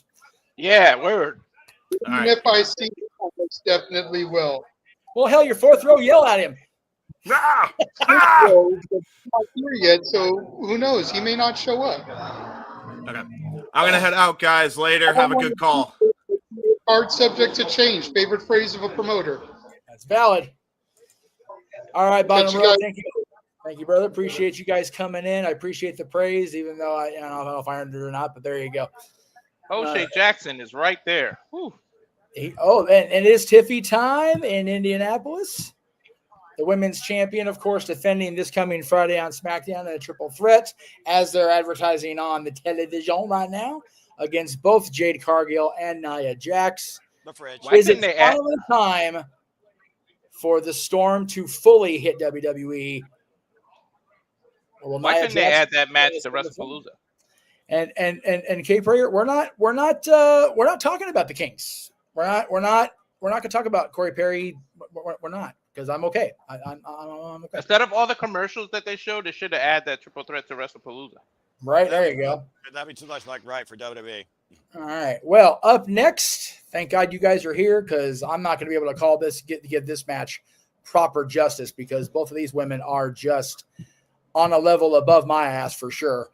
As the vacant women's world title will finally be decided here at Wrestlepalooza, Io Sky and Stephanie Vaquer. Gentlemen, let me get the graphic up for you, and then I will dip out. Thank you guys for coming in. Thank you for calling all out for us here on the Simply Reliable Studios, and thank you for coming in and saving my ass. All right, fair enough. Thank you, Jeff. And think about it as we continue coverage here at Simone Studios for all things wrestling. We move to WWE. Hey, the one match I cared about on this show, I get to call first foremost. Yay. Noah, Yes. let's sync up. Where are you? I'm looking at Steve about Cruz on the ring stats right now, about to enter the ring. All right, I'll tell you when she goes in the ring for me, because she's on the apron. She's Yeah, got her but she foot just in the. entered- She's Yep. in the ring now. Yeah, we're literally perfectly in sync, dude. All right, Steve Okay. Vaquer, of course, who the Dark Angel, first WWE superstar signed from Chile, former NXT North American NXT Women's Champion, won this opportunity, winning that Battle Royal over the top rope at Evolution. Was not able to challenge for the title at Clash in Paris. Gets her shot tonight with the vacated Women's World Heavyweight Championship against a very familiar opponent. And these two have yet to figure out who's the better of the other. Again, folks, thank you for tuning in here to the Simple Hour Studios. Noah Foster, Walter Cruz on the call once again here for you all. Thank you for tuning in. If you haven't already, please like, subscribe, comment, tell a friend. Want to dictate the conversation. Super chat or PayPal, the package as simple as that. WWE premiere event on the ESPN service here, of course, being shown all over the world. We look at the Spanish announce team, Jerry Shodo and Marcelo Rodriguez. English represented by Michael Cole, Wade God. Barrett, and the returning Pat McAfee. Oh my God, Noah! I just had one of your favorite dishes. That was good. Hey, there you go. My wife made me lasagna. Magnifique. Steady Vaquer, of course, and Io Sky have not met each other in the ring since the day after WrestleMania. As the former WWE Women's World Heavyweight Champion, before she was cashed in by Naomi, looks to retain the title tonight and looks to do it all by herself. As she told Asuka, she does not need help. By the way, WWE, next time you make a big deal and you do your first ever, how about you say, hey, just for this one stream, we're going to go commercial free. You spent TKO to actually give away money? Fuck no. Don't get me started. All right, I'm trying to be in a good mood. This is actually the one match I cared about calling on tonight's show, so let's keep ourselves in tune. Hey, Noah. Io Sky. Yes, there we go.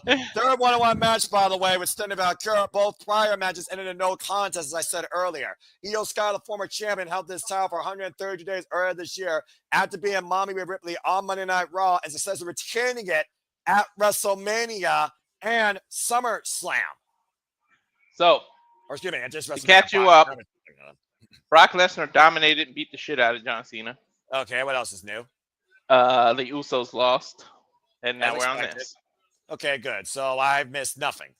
Io Sky, of course, formerly known as the Sky, endorsed by Antonio Inoki, the Joshi genius, 18 years in the game, at 35 years of age, trained by the likes of Tomohiko Hashimoto in the WWE Performance Center. Stephen Vaquer, like I said, first signed WWE superstar from Chile, 32 years of age, 16 years in the game, trained by the likes of Grand Apache, Paul Slandering, Rick Marvin, and Volano IV. As we go down to introductions by, what's her name? Alicia Taylor. Alicia. Yeah, I always forgot her name. Her hair speaks more than her. Tell me about it. What? Still beautiful. Still beautiful. You know, she's not, Leon Garcia or the other person, but she does a pretty damn good job. And apparently she's mean on the drums. So, get credit. I think Lillian is just used for AAA things now. That makes sense because she is a Latina. San Fernando, Chile. Stephen Vaquer, former WWE NXT Women's Champion, NXT Women's North American Champion, and prior to WWE, La Primera Champion of Champions is the former CMLL World Women's Champion. Stephanie, don't stare at me like that. You're looking directly at me. Don't stare too deep into her eyes. You'll see into her soul of the Dark Angel. Mm-hmm. Meanwhile, Io Sky, former WWE Women's Champion, Women's World Champion, NXT Women's Champion, and of course, a daughter of Stardom as a Wonder of Stardom, Arts of Stardom, and World of Stardom Champion. And there you see the prize on the line tonight, the vacated Women's World Championship, since Naomi got pregnant and became a mother. One of these two will become the 32nd WWE Women's World Heavyweight Champion. The big question is Asuka going to stay true to her word and stay out of it? And will Rhea Ripley come to Io Sky's aid if she doesn't? Also tease Rhea Ripley and Stephen Vaquer. Rhea Ripley has a lot of respect for these two women here. And Continental tie-up here in the early goings will finally maybe decide who is better of these two, since their last two matches ended in no contest. You would think Mommy's next in line, right? Well, I mean, again, we are going down under to Perth, Australia, Crown Jewel. The jury is out where we go for a fake-ass Super Bowl ring, or we actually care about championships again, but we'll see. Hammerlock applied here. Of course, Io Sky, during her illustrious run, had an incredible win at WrestleMania against Mommy Rhea Ripley and the EST of WWE, Bianca Belair. These two are so evenly matched and respect each other so much. How do you think one beats the other? Like, what do they got to do? Well, you got to figure out something that the other one can't expect. Again, the familiarity with these two makes it dead even on paper. The tell of the tape and the accomplishments, though, a different story. Io Sky comes in here with far more experience in her career than Stephanie Vaquer, and is also a longer tenured superstar here in WWE. Up kick there, and Sky and Vaquer create separation. Vaquer also coming off a great win on NXT Homecoming alongside Rhea Ripley and Lara Valkyria in the main event against Jessie Jane and Fatal Influence this past Tuesday. That's one way to separate yourself. And Stephanie right now has just been waiting on this opportunity. Again, we thought she was going to get her chance at Clash in Paris, and that got shafted, or excuse me, just waited. A head scissors applied now by Io Sky, and Stephanie Vaquer right now with nowhere to go. That was a nice transition. Stephanie Vaquer, who hasn't even been on the Monday Night Raw roster for a year yet, has only been part of the Monday Night Raw roster since after WrestleMania. And we haven't seen her in months on there. Well, again, she's been waiting on this opportunity. It's not like there's been anything else going for her. Meanwhile, Io Sky and Rhea Ripley, there might be a new tag team looming for all we know. Side headlock applied now by Io. That's one way to get out of a head scissors. And standing head stand will definitely do that. And you see right now how Io is controlling Stephanie, keeping her body close towards center, inside with the side headlock. The escape, though, up the ropes. Cazadora, up and around. There's a roll-up. Cover now.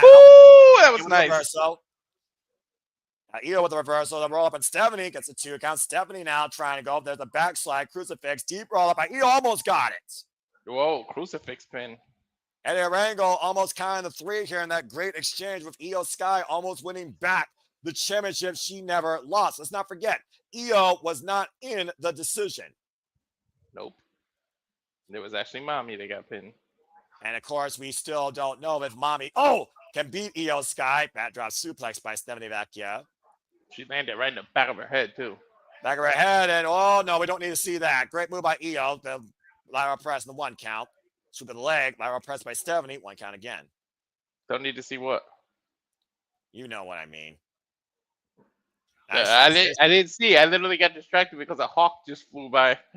Deep arm drag, the sidestep, Io Sky, up and over, moonsaulting out of the way as the Genius in the sky. Sweeping the legs from Stephanie Vaquer. The speed of Io. That running drop kick taking Stephanie over.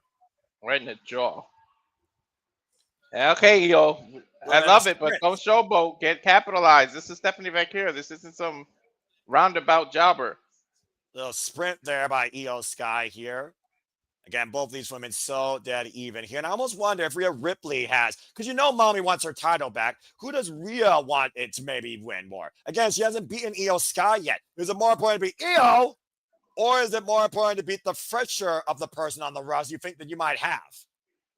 I think she cares as long as she walks out with the championship. But you got to think deep down, she wants to beat Io. Otherwise, that'll always be the monkey on her back for her whole career. It took 3 years for Rhea Ripley to beat Charlotte Flair. Who knows how long it could take to beat Io Sky, to your point. Mm-hmm.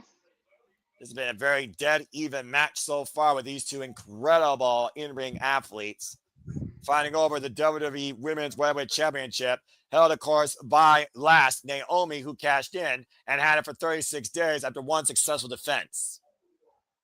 Title held by the likes of Charlotte Flair, Rhea Ripley, Becky Lynch, Ronda Rousey, Liv Morgan, Bianca Belair, Bayley, Asuka, Natalya, and even Alexa Bliss. And ironically, her title reign ended because of Big Jim, not another female competitor. That's because she didn't proceed with caution. Uh-huh. Ironic enough, this match brought to you by Old Spice. No coincidence at all. The head scissors, grabbing armbar. Uh-oh. And Papa John's, I guess. And 5 count here, and Io Sky's arm was being wrenched out of its socket. Hey, but Stephanie, she stopped before the 5 count. Yeah, they couldn't do something more girly like Maybelline. They had to use a deodorant. Is it me or like, why are they zooming in so goddamn much in the camera? Like, back up a little. Sheesh. Sunset flip. Well, you got to get those 4K shots in, I suppose. Nice shot across the head. Running leg drop by Stephanie. Cover. Hug above legs. Awkward positioning for a 2 count. It may be Old Spice bringing this, but we're guaranteed to have a new champion no matter what. Yeah, fresh air, fresh face. The Monday Night Raw roster. Again, WWE Women's World Championship on the line. And you got to considering we know Becky Lynch and AJ Lee are still to be in action here. Both these women's got to be eyeing this title as well. Mm-hmm.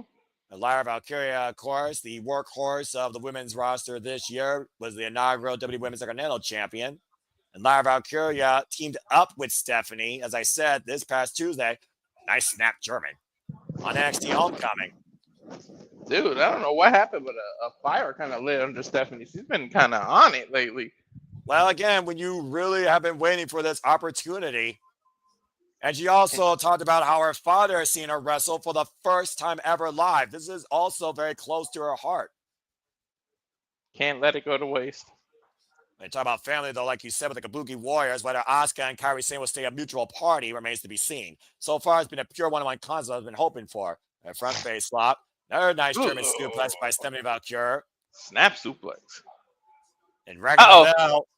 Uh-oh. Now trapping the arms. Straight jacket hold applied here. Oh, never mind. You teased me, Stephanie. And a backbreaker with the knees pushed into the back of Io Sky. This is a submission. Straight jacket back breaker. Yeah, punishing Io Sky. Io able to roll through, though. Ooh, and now adjust position for her own straight jacket. She could have pinned her. I thought she was going to pin her. Well, clearly these two know it's going to take a lot more than that to put down the other for the vacant Women's World Championship. Stephanie H happening Io. That's his takeover. Ooh, a Tijera takeover. Tijera. And right now, double underhook. Possibly looking for Angel's Wings, maybe. Io Sky now the double underhook. Hoisting up Stephanie. Oh, a backbreaker over the knee. Oh, my God. A butterfly backbreaker. Holy shit.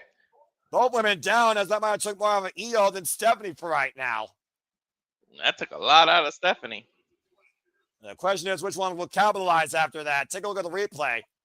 I think she hurt her. I think Io hurt her own arm. She keeps holding her arm.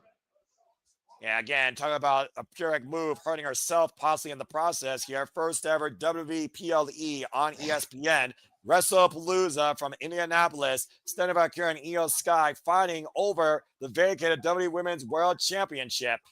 Well, Stephanie is muscular. Muscle weighs more than fat, so she's a little heavier to Io, so she could have hurt herself trying to pick her up. Running through with the Shote. Shout out to Jushin Thunder Liga. And right now, Io Sky. Boys, you have Stephanie face first in the flapjack. Both these women right now still jogging for position here. I'm not sure either one's in the driver's seat. Irish whip. Io swings in between the ropes. Stephanie slow the punch. Io meeting her there. Momentum just goes back and forth and back and forth. And watch Io Sky springing off the top of the missile drop kick. Io's got momentum. Ah! Everyone loves Io Sky. Io Sky looking to fly high tonight. Once again, holding the title. Fly, Io, fly. Popped up. She's flying. She's flying. Open Cena to Stephanie on the outside. Ooh, her head came dangerously close to that ground. She's crazy. She'll dive like a kamikaze. Trash can not included. Vaquer, oh, yeah. That's right. She used to always do the trash can one. Yeah, don't be surprised if you see that in War Games because Control-C, Control-V. Again, Io Sky is such an incredible in-ring athlete. It's such a personality, too. About time people realize it. I can't believe people are in the front row. It's like $6,000 tickets. What the hell is wrong with y'all? And you know what? You know what? People are going to spend what they want to spend. If you got it, flaunt it. If you don't got it, force it. You ain't never catching me on camera in a WWE event. I'm not. I got more important things to do with my money than that, but that's a whole different conversation for another day. This isn't a comedy class. This is Wrestlepalooza Indianapolis. Right now, Stephanie, Io Sky, sunset flip, powerbomb attempt here. Stephanie holding on to the ropes, though, might have the strength advantage here, Walter. You were talking about that earlier. Oh, what is she doing? Oh, dropped the knee. Ah! Ouch! Raised up against the apron as well. Horrible. But wait a minute. Against that neck. The title's vacant. There is no championship advantage, so what happens in the count out? Off the top rope, across body. To your point, I would think that probably would be considered here. I wouldn't think the title be held in abeyance any longer. I don't know. I don't think either one would be happy with that. That's why Stephanie's bringing her back in. Yeah, about to say, neither one of these women want to win any other way via pure pinfall or submission. That's the only way it'll be justified for one is to be better than the other. And that's what wrestling should be. Top rope, again, springing it off the top rope with the cross body. Again, I don't know how much taking out Stephanie versus Io Sky. She couldn't keep the cover. Io Sky switching around, front face lock, German suplex. Those snap Germans by Stephanie are such a difference maker. Yeah, the snap suplexes is crazy. Very technical here is Stephanie Vaquer. Oh my God, Io's bruised. Look at her jaw. Oof. Went for the running knees. Io able to get out of the corner. Waistlock applied. And Io with her own German suplex. She went for the Meteora. And Io moved. No dinosaurs in the middle of that meteor. Now Io Sky looking to follow up. Stephanie, though, again, both these women just jumps their chin and another vicious German. I've at least one this time. She didn't hold on. Yeah, high on the back of the head and neck. That was high angle. These power moves are going to allow both these women here as we're at a stalemate once again, Walter. To your point, look at the replay on this move. That knee dropped across the jaw against a braced Io Sky on the apron, then springing off the top rope with the cross body. Look how red Io's jaw became after that if they show her again. Watch. Yeah, definitely left a mark there. Look at this German suplex, high angle release. He almost bounced up and over on her head. Yeah, ridiculous. And what a scene here in Indianapolis. Capacity crowd on hand for the first WPLE main roster-wise on ESPN. Wrestlepalooza, still a horrible name. Fighting for the vacated WWE Women's World Heavyweight title. Of all the names you could think of doing. Or bring it back. That's an old name they just brought back. Well, that would be too creative. Plumbing elbow strikes here by Stephanie Vaquer to Io Sky. Went for the high kick. Io underneath. Oh, big uppercut. Now Sky falls to the ropes. Big knee in the midsection now, and Stephanie. Io made her kind. Jumping elbow. Both these women right now are just jumping lost her grip. position. Oh! Backdrop suplex. That momentary loss of grip to your point. Stephanie got her. Pucker up. Pucker up. I think it's the time for the devil to pucker up. No, no. Oh, nope. Io says denied. Don't stop. Got too cocky. Serves you right. No kissing booth here. Robert. Whoa. Turn over, though. Io, though, with the STF. Or crossface. Crossface. That big crossface. S grip across the bridge of the nose. Yeah, suffocating, making it harder to breathe. She's covering her nose. And look, she just re-gripped it. Yeah, changing her grip into almost a double wrist lock here across the eyes and also bracing her knuckles against the jawline of Stephanie Vaquer. You see Stephanie, though, with the leverage, though, able to roll and escape. Wrist control. Bang! What a knee! Damn, BTE triggered by freaking Io. That was a hell of a knee. Almost shaved by Kamagoye by Kota Ibushi. Oh, we know what's next. Gina's the Sky going where she's most comfortable, looking to fly. Stephanie says denied. Back elbow strike off the moonsault attempt. Now Stephanie grabbing the leg. Go! The dragon screw leg whip! That move sucks. I know firsthand. Damn! That a fucking Walmart turnbuckle. The leg braced in the rope, by the way, too. Even more hypertension. Hyperextension. SB. Nope, not yet, Walter. I know you were waiting for it. Combination offense as some of your Sky would escape. Big headbutt, though, drops Io to a knee. Now off the ropes, and Io again. Sky with the run and takeover, hook up both legs, and a 2 count. Oh, and a buzzsaw. Damn, sounds such a Jerry with that damn kick. Or freaking, I think Thomas Noel will be proud of that one. Shout out to JTO, by the way, as I just saw Tamanga Inaba challenge Starlight Kid in an incredible match for the Wonder Stardom Championship. A very familiar title to Io Sky. Both these women right now put out all the stops here for the vacant WWE Women's World Championship. Take a look at the replay on this dragon screw leg, by the way. Jeez. Almost like playing her toes in the mat versus her foot flats. Using a rope to advantage. And right now, Io Sky falls there with a running meteor in the corner. Aura. Now she's going to go for her moonsault. Pretty. About to say, can she actually jump up, though? You saw her grabbing that knee. Now she's still standing, perched on the top ring. Over the moon. Oh! She tried to hit over the moonsault and missed. Oh. Yeah. And Vaquer has a huge opportunity here. Look at the smile at Vaquer's face now. That was a huge, crucial mistake by Io Sky. Pucker up, Diablo. Oh! Big boot. Io Sky braced on the top rope, and now the other leg trapped, and not again. Oh, another dragon screw leg whip. That's the same leg, too. Yeah, and the way the body contorted there. Oh, yeah! El beso del diablo! Oh, no. Io, come on. Beso del diablo! Turns are over.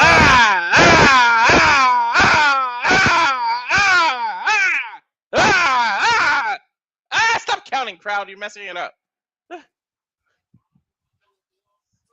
Oh, good grief. Sorry, Noah, you were saying? DDT countless times over in the mat. Io Sky hooked by Stephanie. STB! This could be it. We got a new champion. No! Io Sky kicks out at 2. Ooh, I thought that was it. The SVB, not enough for the 3. The Stephanie breaker. Hey, Noah? What? I think that's the first time I've seen someone kick out of the SVP. I believe you are correct. And again, crucial moment here with the friggin' dragon screw leg whip. Gosh! You only can win watching someone's leg contorted like that. SVB perfect in the back of that high angle, shoulders, head, and neck. Cross leg pin, and somehow Io kicked out. Now Stephanie going up to the top rope. Stephanie tried to hit maybe a moonsault of her own here or another crossbody. Io rolling out of the way. How smart was that? About to say, all Io Sky can do right now is persevere. She has to persevere through this on one leg. Chote, though. And Stephanie. But she still likes to get frequent flyer miles. Yeah, you're not wrong there. Oh, massive headbutts. Oh my God! Look at the way her leg is bending. No. Well, hopefully neither of these women lose their position because this is a very peculiar situation. Stephanie almost falls backwards now. And Io pulling Stephanie back up. What the hell are these two thinking? Her and Karana or a Spanish fly. I sense painful disaster. Io Sky with Stephanie. Oh! A Japanese fly. Io Sky again grabbing that leg, crawling towards Stephanie, who's in the ropes. There's a ridiculous Spanish fly by Io Sky. Got another cover. Hook of the far leg. Gets a 2 count. Too much taken out in that move. When she did it, it's a Japanese fly. And clearly the leg's not cooperating with Io Sky here right now for the vacant WWE Women's World Heavyweight Championship. Well, Stephanie worked on that knee for the better part. I mean, 2 corkscrew dragon, a dragon screw leg twist is twice. Oh! Running in with the double knees, trying to fend off the pain, trying to continue forward here. Now dropping the knee pad, trying to alleviate some of the pressure. And dropping both knees here, looking for a bone-on-bone impact as Io Sky added damage, added measure, connects with Stephanie in the corner. Meteora. Exposed knees, Meteora. Now Io setting up Stephanie. Bang! With a knee to the side of the head. Running exposed knee strike. Give her the over the moonsault and end this. I think that's what she's going for as she drags Stephanie into position. Trying to climb can to that the knee top hold rope. up? Yeah, can both knees hold up? Remember, that's exposed knees. Io off the ropes. Oh, it's no the canvas. And the knees hit hard again. Knee pads down as Stephanie rode out of the way. That was her undoing. That's Io's undoing. With her father in attendance, with her first ever chance, Stephanie Vaquer looking to ascend. Top rope, salt, cover, Stephanie Vaquer is the new Women's World Heavyweight Champion. I didn't think they'll do it. I thought it was going to go back to Io. Fuck Crown Jewel, Stephanie deserves it. I was right. Stephanie damn sure deserves it. They better not give it back to mommy. They aren't going to do that, dude. All right. Crown Jewel is about freaking Super Bowl ring nonsense. It's going to be Tiffany Stratton versus Stephanie as it should be. No one wants to see the fridge, and that bitch just ain't ready. But that's a whole different conversation. I'll tell you who is ready. La Primera, Stephanie Vaquer, is the new Women's World Heavyweight Champion. La Primera con su primera campeonato. The one of one, the champions of champions. Now the champion of Monday Night Raw. Take a look at the replay here. That avalanche Spanish fly could have been Stephanie's undoing, but Io Sky was unable to follow up due to that knee. Went for the running knee strike, exposed. Style of the head. She didn't go for the cover. Went for broke with another over the moonsault. Both knees crashed and burned, exposed in the canvas. And a spinal tap, corkscrew splash, deep into the leg. Look at this replay, by the way, and the execution of this beautiful spinal tap. The corkscrew moonsault. Hook of the leg deep. Oh, I didn't even notice that Stephanie locked her leg in there. Exactly. She couldn't kick out. Congratulations to Stephanie Vaquer as both these women share nothing but tremendous respect. They're bowing to one another. Wow. The ultimate That's women's professional wrestling. That's professional wrestling, damn it. Okay, I can go to bed now. I just saw my match of the night, or at least WWE, and the match I cared about. And it was pure, it was clean, it was earned, and screw over complicated booking interfering storytelling. The better woman won, and the deserving one won. Fair and square for the first time ever. Stephanie Vaquer is the new Women's World Heavyweight Champion. No Asuka, no Kairi Sane, no Kabuki Warrior, just pure wrestling. Well, you know, WWE can actually pull that off when they want to. Congratulations to Stephanie Vaquer. I can only imagine how proud her father is, by the way, who is there live in attendance tonight. Proud Papa. Felicidades. She's going to go right to her father now. You know That's it. exactly what she's doing. There you go. Tremendous family gathering here for Stephanie Vaquer, being part of her greatest feat in her career. seeing her dream come true and what she's done tonight. Cena Vaquer is the champion of Monday Night Raw as her father holds her title. That's a proud papa. Or padre. Felicidades, Stephanie. La primera campeonato for La Primera. La Primera has arrived. The Dark Angel comes to light tonight, winning the greatest accolade in her young WWE career, the Women's World Heavyweight Championship. And so starts the reign of La Primera. Congratulations, Stephanie Vaquer. Coming up next, mixed tag team action. Becky Lynch and Seth Rollins versus CM Punk and AJ Lee's in-ring return when we come back to Wrestlepalooza, Indianapolis. Stephanie, again, congratulations, Stephanie. Enjoy, because there is a long list of challenges on the way. Yeah, I'm about to say, I might actually care about the Monday Night Raw Women's roster again as we go to another commercial break. Fuck television. And fuck. Now for a taste of things to come.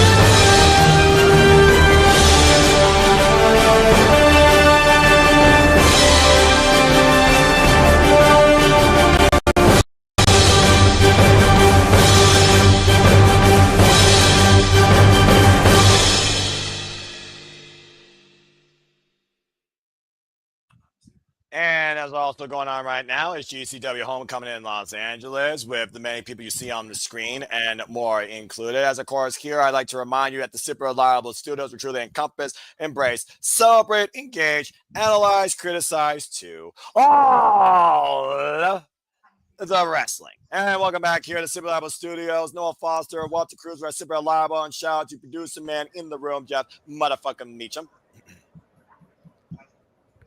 What's up? Okay. I can't get the damn thing to work, but here's the other commercial. Last day. Why do that commercial?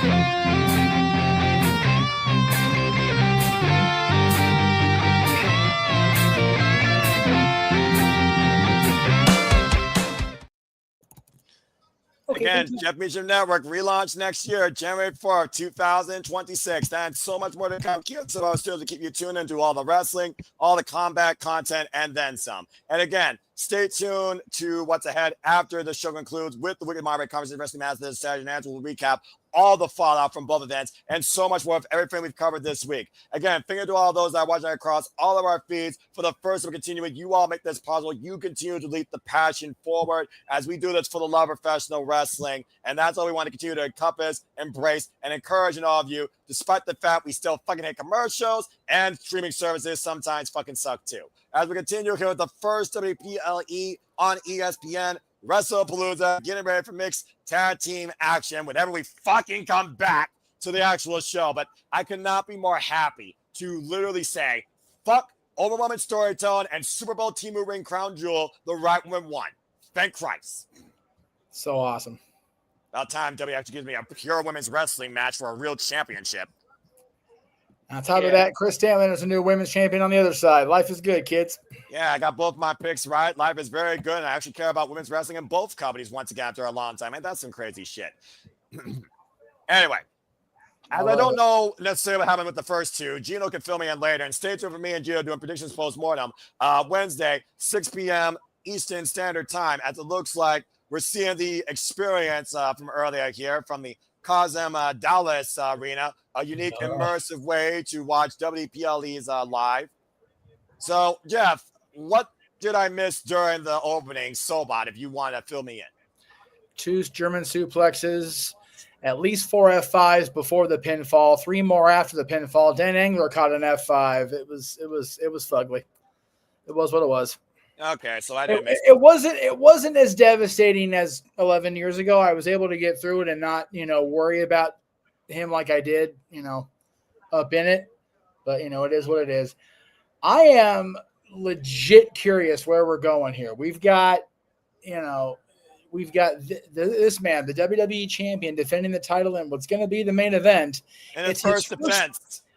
First defense in this reign after 48 days as champion. Remember, he was out for a few weeks due to the injury from Drew McIntyre. So that's where that 30-day rule kind of gets looked at the other way now. Man, coming up, something that if you would have told me prior to the summer of 2023 we were going to see this kind of match, I'd have laughed. Because CM Punk was the AEW real world champion, and AJ Lee was, happy and content in her retirement. But here we go. They're both back, and they're facing who has become CM Punk's greatest rival in his WWE career. And I even over John Cena.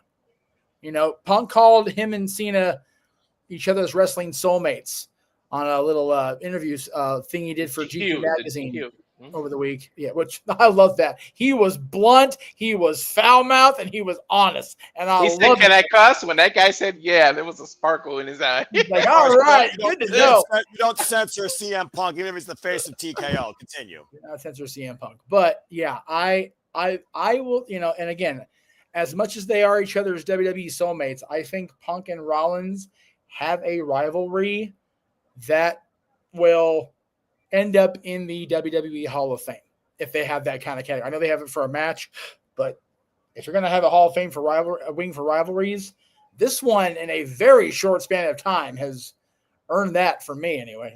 Well, considering that these two have been at each other's throats in WWE since Survivor Series 2023, but the hatred, the jealousy, the envy, the animosity goes back to freaking Tyler Black and Phil Brooks outside WWE. Yes. You very well might be on point. With the added factors of family in play, that we got both wives in the game now, and AJ Lee, who I never thought would return to the ring again, back in WWE, actually making me care about WWE content again, to say the least. Yeah, when I spoke to Nikki and Bree on Thursday night, I asked them, when you go back on the road, after this the Vegas stop, can you ask the women's locker room what they're doing in the gym and eating? Because y'all got abs that I could wash clothes on, and I'm fucking jealous. Like, what are we doing? Like, Jesus, AJ is back looking better than ever. Trish always comes back looking better than she did the last time. Nikki and Bree both look like they could, go on a freaking year-long run tomorrow. They look incredible, and they're all doing so well.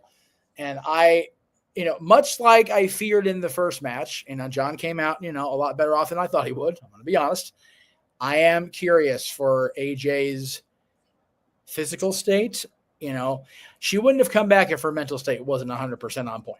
She owed that in her promo, to your point, Jeff. She literally went on a mental health journey. I cannot be more just proud of AJ for that, by the way, and found how her craziness could be her superpower. Wrote a book on it, by the way. Didn't read Becky's, apparently. And it's one of those things when you look at it again, where I talk about protection mentality, self-care, the most important. AJ Lee nearly collapsed under what was happening with her previously. And almost ruined everything for her. And here we find AJ Lee back for the first time in a decade and freaking 6 months practically back in action in a WWE ring.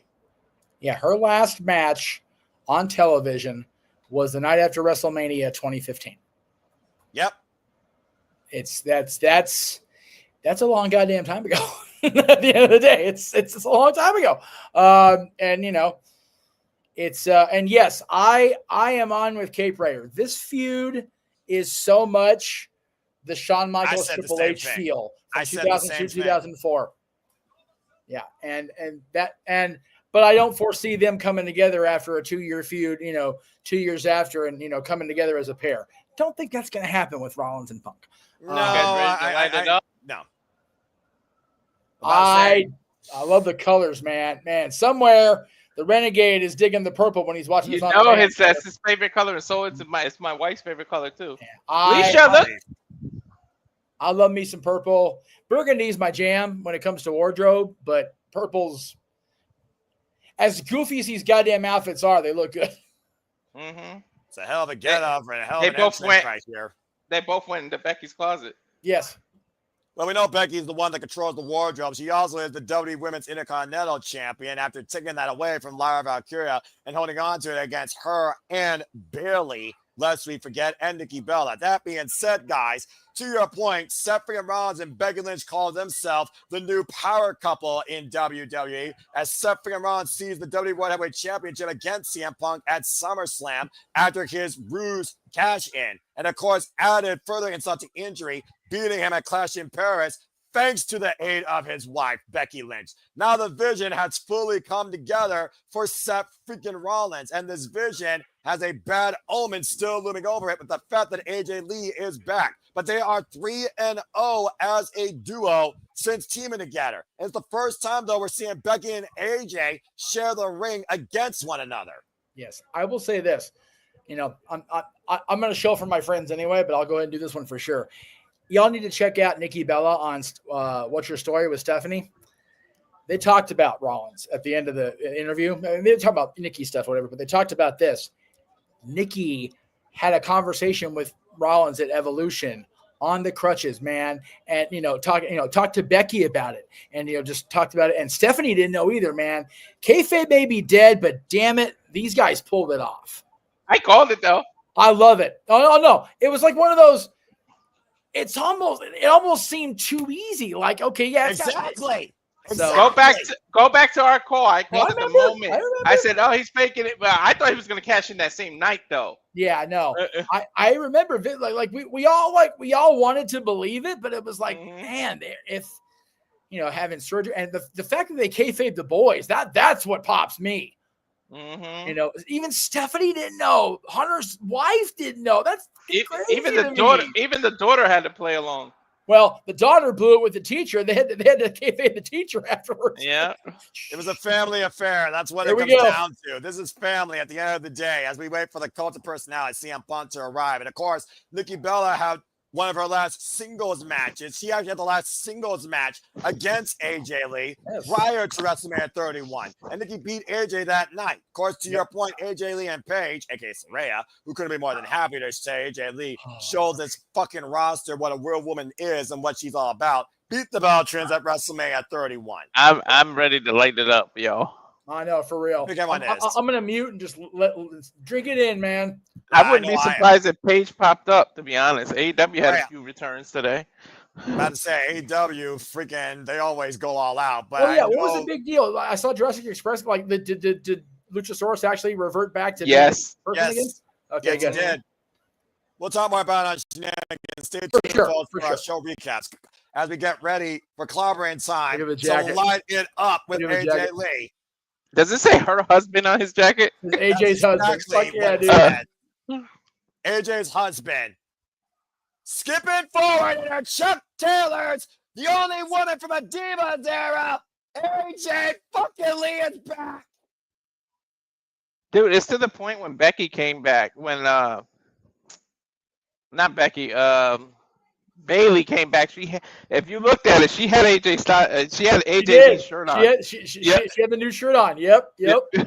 Everyone is happy that AJ Lee is back. It restores new life in a much overly content and underwhelming WWE roster. The only ones that aren't are Becky Lynch and Seth Freakin Rollins. Why they thought their vision was all but clear all the way. AJ Lee and CM Punk are here to bring a dark cloud and shut this vision down. And the very well might start tonight. And be careful, because she's Puerto Rican from Jersey. She might shank a chick.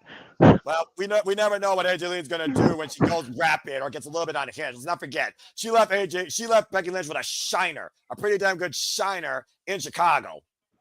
Lest we forget, the relationship with Punk and AJ started in storyline when AJ was, we'll call her a few fries short of a Happy Meal.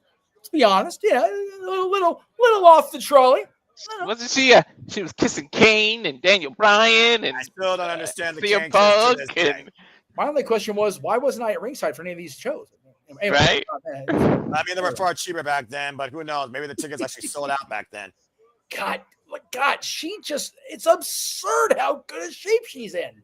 Me, man. AJ Lee, man, I tell you what, there are some people that just know how to stay in peak physical condition. Physical and mental warfare is about to unwrap in AJ Lee's first match back in WWE in over a decade. Dude, can you imagine she's got better abs than Punk? Can you imagine the fans that were watching back when Punk was around, that, like, have been lapsed fans, and they're on ESPN, let's watch. Like, wait, what the fuck is happening? They're both here?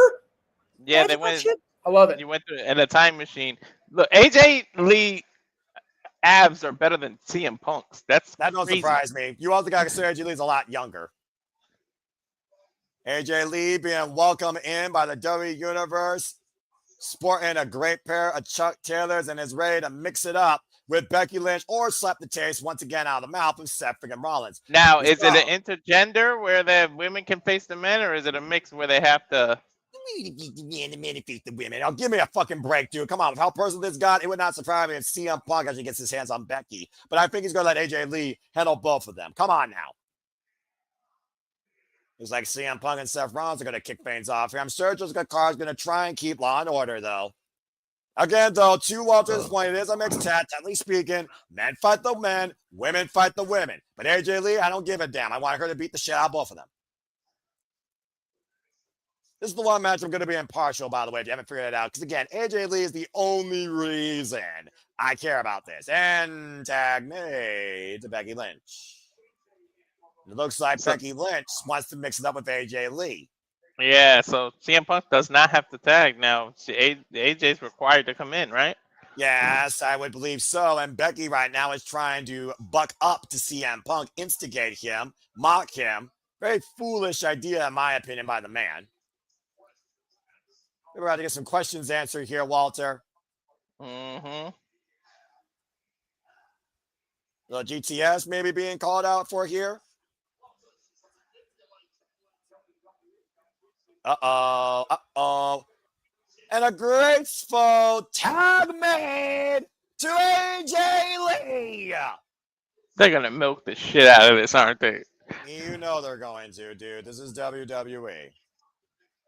10 plus years. Skip to Malou. Ain't gonna be no skipping here soon enough. Cheap shot to CM Punk. AJ Lee, whoop.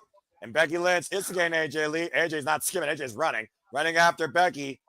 Turn made by Becky to Seth. As again, Seth and Becky are teasing AJ Lee and Punk here.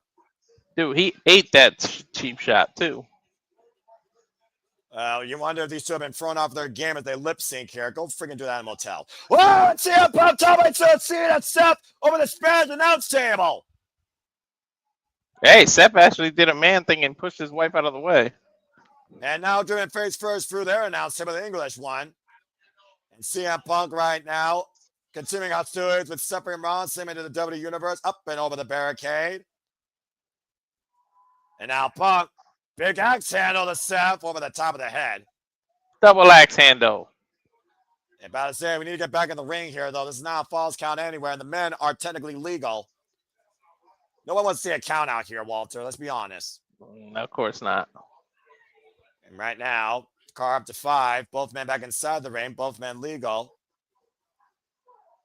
Now Seth pushing Punk into he and his wife's corner with the shoulder blocks here. Just bearing his shoulder in the midsection of CM Punk. Becky Lynch taking advantage behind Carr's back here. Little She gave him a noogie. let's be honest here. Becky Lynch and Seth are the bullies of WWE. Let's be honest. You're the character set aside. You know Becky's actually really loving this shit. Yeah, well, Becky likes being the mean girl. We know that. But what happens when a mean girl faces a crazy girl? I think I know who I'm going for in that fight. There's a reason why I did crazy chicks more than mean bitches. Big shoulder block here. You look, AJ Lee doing the right thing. Staying away. Not touching Seth. Right now, she can't touch. Never Seth. mind. Well, never mind. You were saying, what happened? My monitor went out. And right now, Seth over here. Becky right now trying to tell Carr something's going on. I don't know what's going on. What's she talking about? AJ Lee is as graceful and innocent as ever. Come on. We know AJ Lee. Turnabout's fair play. Everyone's favorite geek nerd that wears Chuck Taylor's Manhattan Drop by Punk to Seth Rollins. I saw that as clear as day. Big chop here. And right now, CM Punk going up to the top rope. And a big double accident again to Seth freaking Rollins' head. Shout out to Bret Hart. He used to love doing that. Well, we know how much CM Punk idolized Bret the Hitman Hart as an influencer. Best there is, best there was, best there will be. CM Punk again, big axe handle, takes Seth down. And CM Punk eyeing Becky Lynch. Just razor sharp focus here by CM Punk for the time being. Focusing on Seth freaking Rollins getting the better of the vision. Oh, and it kicked to the midsection. And now Seth double underhook, trying to get CM Punk for a pedigree. Up on the shoulders, though. Might be looking to put Seth freaking Rollins to sleep. Seth escapes, though. Pushed off the ropes. Big up kick. And Carr again distracted. Oh, and a cheap shot by Becky Lynch to the lower spine. Every shot to the back of the head. Shot. Well, I mean, what do you expect from this couple that doesn't have anything cheap to wear? Mm-hmm. Becky Lynch and Seth freaking Rollins again isolating and targeting CM Punk. Now Becky coming off the apron as Seth distracts Carr. Drives Punk, knees first in the steel ring steps. AJ Lee, though, trying to go after Becky and Seth standing in the way, but also preventing Seth from going after CM Punk. Not getting physically involved here, though, as she knows she can't legally yet. I imagine that would yield a disqualification. He's shooing her. But Seth knows that he's got CM Punk right where he wants him right now. At the end of the day, it wasn't about AJ Lee or Becky Lynch. It was about Punk getting involved with the vision and more particularly Becky Lynch's husband's business. Now CM Punk laid out on the announce table. If Punk wins, does he get another title shot? I mean, if he pins the champ, I would think that either AJ Lee or CM Punk would be lined for a title shot. Or if AJ Lee pins Becky, she gets an Intercontinental title shot? Well, Lord knows we need a real workhorseman for this division.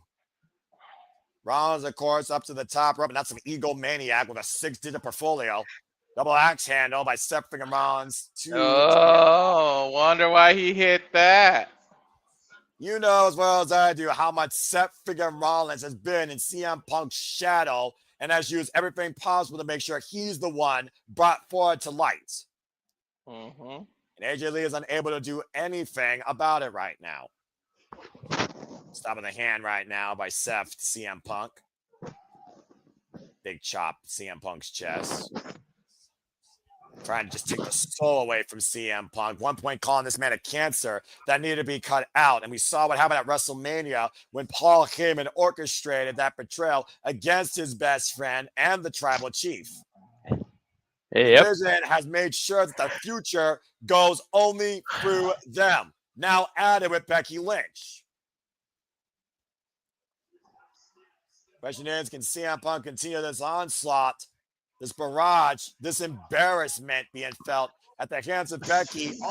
A cheap shot slap. Essentially, this has turned into a handicap match. He keeps setting up Becky to interfere. What happened to Seth's ribs? Holy shit. Say AJ Lee again can do nothing about it. There's been bruising there, possibly.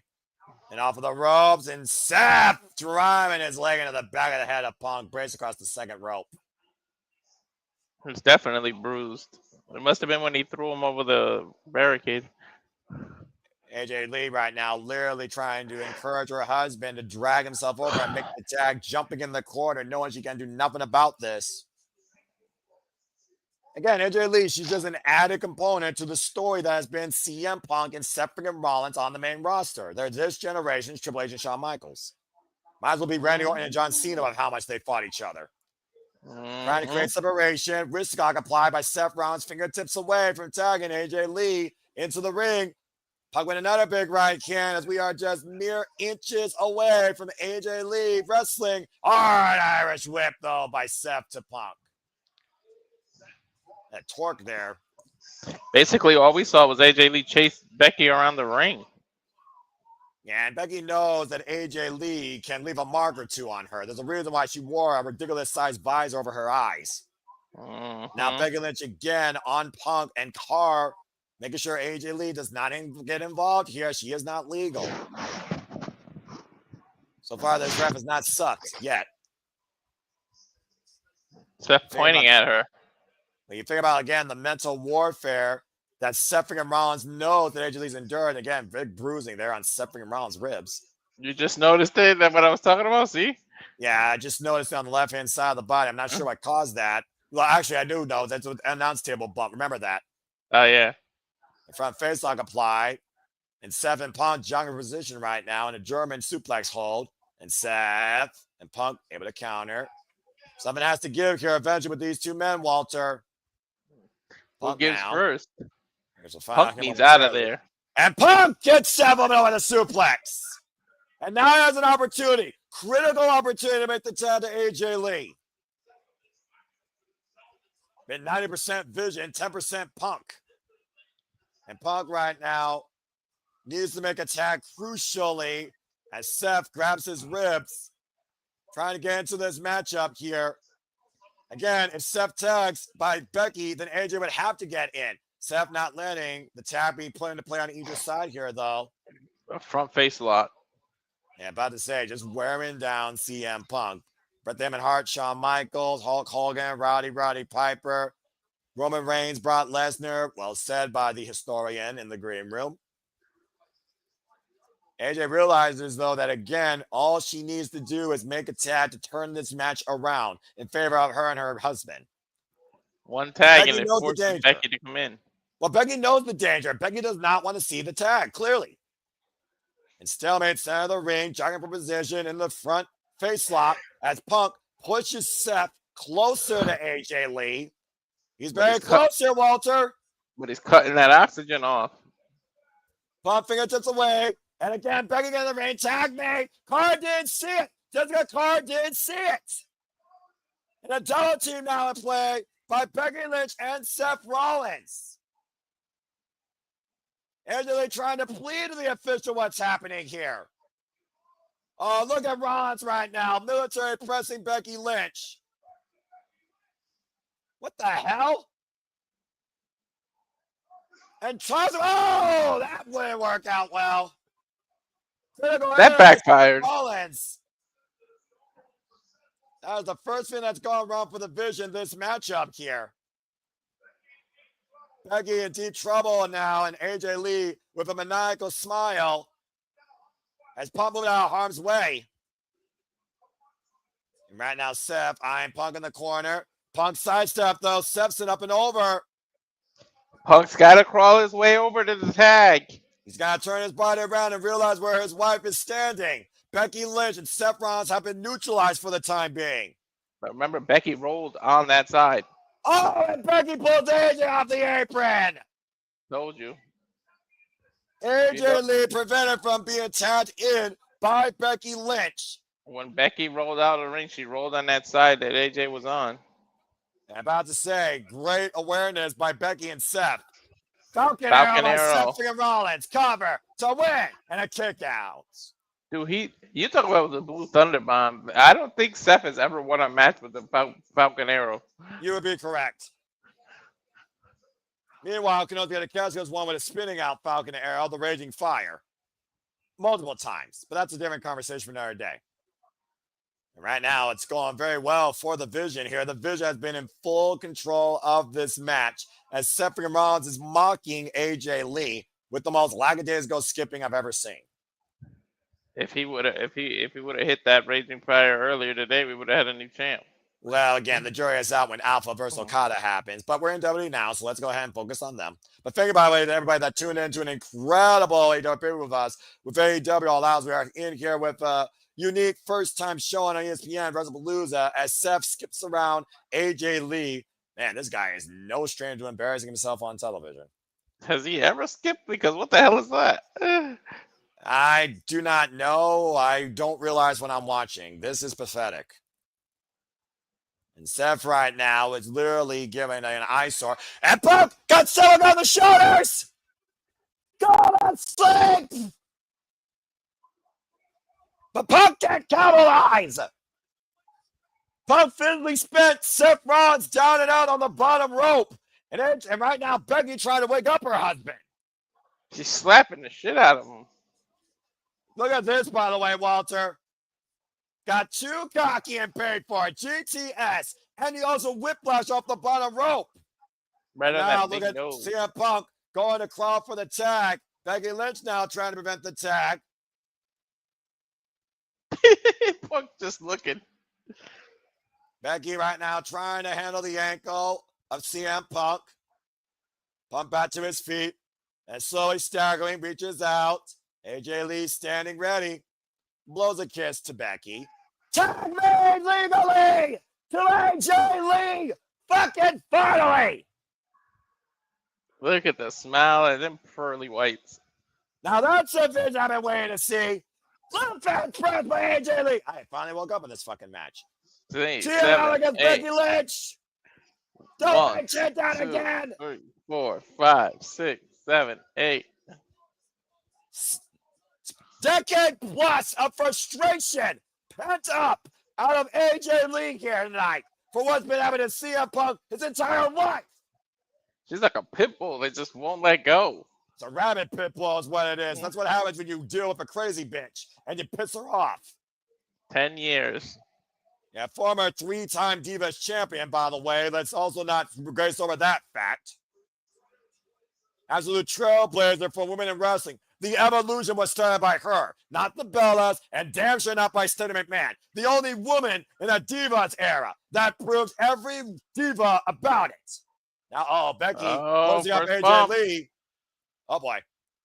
AJ Lee, great counter with her Hurricane Rana. Oh, wow. Nice Seamlessly catching Becky Lynch with that kick. Sweeping out the legs. How impressive is AJ Lee so far, Walter? Sure she hasn't been in a ring in 10 years? Bottom rope now as AJ Lee sends to the top. Big crossbody on Becky Lynch. Covered to Vaquer tonight. And Indianapolis with a balloon kick out at 2 by Becky. Damn it.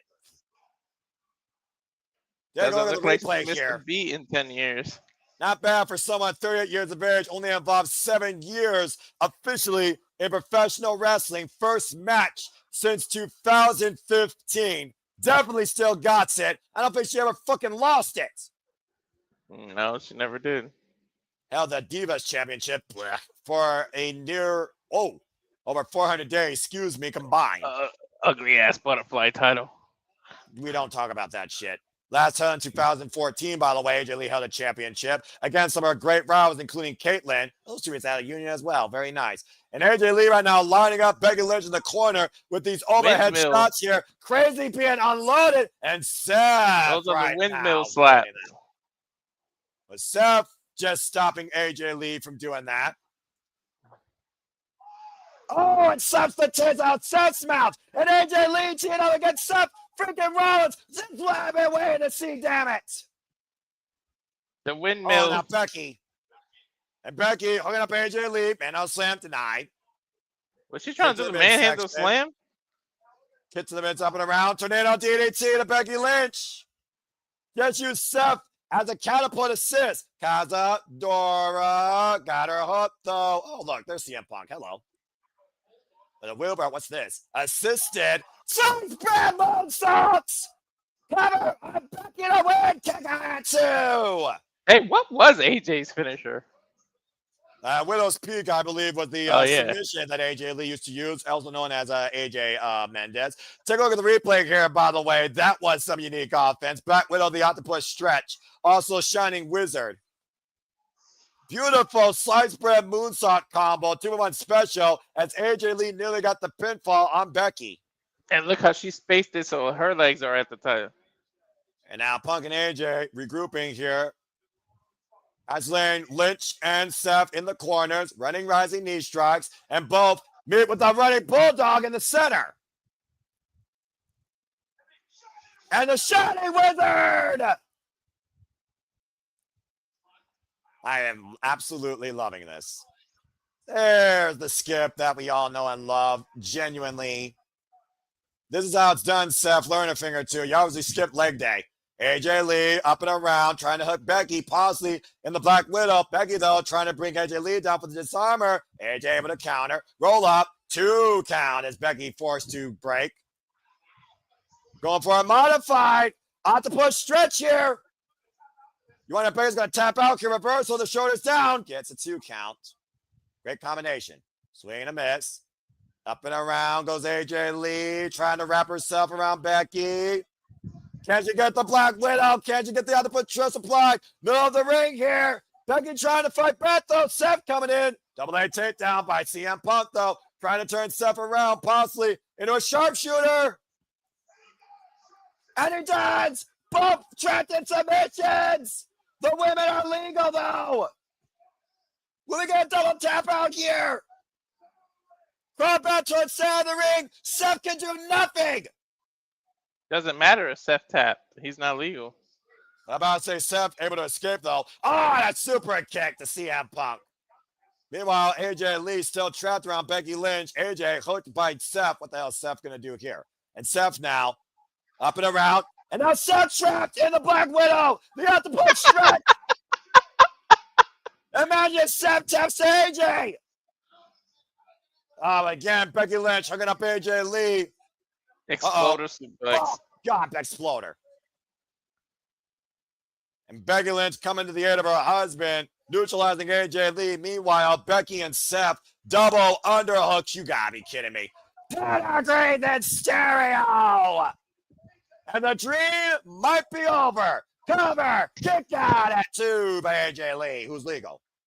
Punk didn't have to kick up if he didn't want to.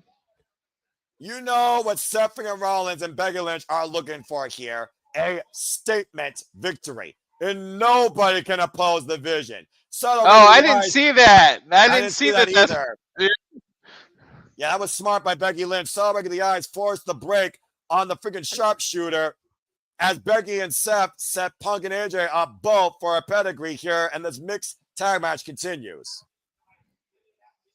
Over 17,000 packed in the Raptors tonight in Indianapolis here for AJ Lee's return and Wrestlepalooza on ESPN for what it's worth. And right now, Seth and Becky saying we're the champs might be looking to take AJ Lee and CM Punk to sleep. They're going to use Punk's own finisher against them. There's no greater insult to injury as the private goes, Walter, than using your opponent's finisher. Lynch and Rollins hoisting up Punk and AJ. Punk able to escape, though. Pushing Seth. Up and over goes the man to the outside. Becky surprised. AJ able to escape. And now AJ has Becky hooked up. And a big splatter by AJ Lee. Dude, that bottom rope clothesline the hell out of CM Punk. AJ Lee scouting Becky. Waiting for her to get up. Shining Wizard. Oh! Just took the footing off underneath AJ Lee, dropped her face first in the ring. You gotta believe she was setting up for the Shining Wizard. First up by Ponta Seth. And again, they are not legal here. This is just the pure hatred coming out of him. And now Becky Lynch slapping CM Punk again. And Punk right now, eye to eye with Becky, says he would never put his hands on a woman. What about a bitch? Oh, boy. Punk right now. Oh. Go to sleep. Go to sleep, Punk, Becky. Punk just grabbed Becky's hand.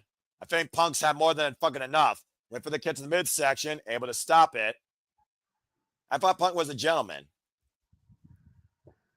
And Becky pleading Punk to just cup the leg, put it down, leave her alone. Seth Rollins and AJ Lee neutralized. The sweep of the leg. Well, it's not GTS, but this works too. Well, wait a minute. Seth Rollins coming back into play. Big overhead shot. Seth sent the outside. And Becky Lynch, double leg takedown. Now trying to turn. No way. There is no way. Just stop in the midsection. And now trying to step through, probably possibly apply. See, I'm pumping a sharpshooter. Holy shit. But again, you can't make a decision here. Punk's not legal. And CM Punk right now trapped in the sharpshooter, hoisting his body off the mat. Look at the determination on CM Punk's face, though. A roll through. And Lynch taken down by Punk. Wait a minute. I think Punk's going to show Lynch how it's done. The sharpshooter applied by Punk to Becky. But Seth coming back into play. Once again, hooking up CM Punk. Pedigree! Again, But the men are not legal. Thank you, Walter. But again, it doesn't matter. All Punk and Seth wants to destroy each other, and that curve stop might have did it. You might as well have made this a tornado match. Fuck it, further in the window, covered by Seth. AJ Lee with a curve stop to Seth. Oh, and Becky, though. Manhandle slam AJ Lee, and the cover by the legal woman. Oh, and AJ kicked out before the 3. Dude, I thought that was 3. I thought for a moment Becky pinned AJ. Mm-hmm. That was the last second shoulder off the mat. Well, at this point, fuck who's legal. All 4 individuals are down. I think anytime a male touches a male, he's automatically legal, and anytime the female touches a female, she's legal, I guess. I guess at this point, what are the rules, WWE? We don't give a fuck. We're just entertaining you in our own degree. Even if it's underwhelming for the most part. But this so far has been pretty damn good, to say the least. At least this match. AJ Lee, Becky Lynch, CM Punk, Seth freaking Rollins. Mixed tag team warfare here at Indianapolis. In Wrestlepalooza. Still a fucking dumb name. Critical moment though here in this match. Tell the ECW about that. Look, there's a reason why ECW died. It wasn't just the bank portfolio. And the rebirth didn't help either in 2006. The less we talk about that, the better. Walter, how much more real do you want me to get? Wait for Saturday shenanigans. Definitely 2.9999 Seth. I feel like we should talk about Wrestlepalooza first and then AEW because we're going to be more positive with the AEW. Agreed. Well, we haven't reached the end of the show yet, but, you know, we'll judge it later. And right now, again, we're just enjoying wrestling, but we all got our takes. The ins and outs, the good of times, the best times, the worst of times. Family Feud without Steve Harvey hosting. And right now, CM Punk and Seth Rollins squaring off in the middle of the ring. Again, the hatred, the animosity between these two goes back to 2023 as the women push their husbands away. AJ Lee saying she's got this. I'm not sure what Becky's saying, the same thing. But I think Becky's here to prove a point. And now AJ Lee and Becky Lynch driving forward here in the middle here. Both the women just shooting it out. And now the husband's shooting it out. We got a 4-way brawl. This is just pure fun. Yeah, you know what? Even fun can work in wrestling once in a while, even in WWE. And once again, Punk and AJ Lee drive Seth and Becky to the outside.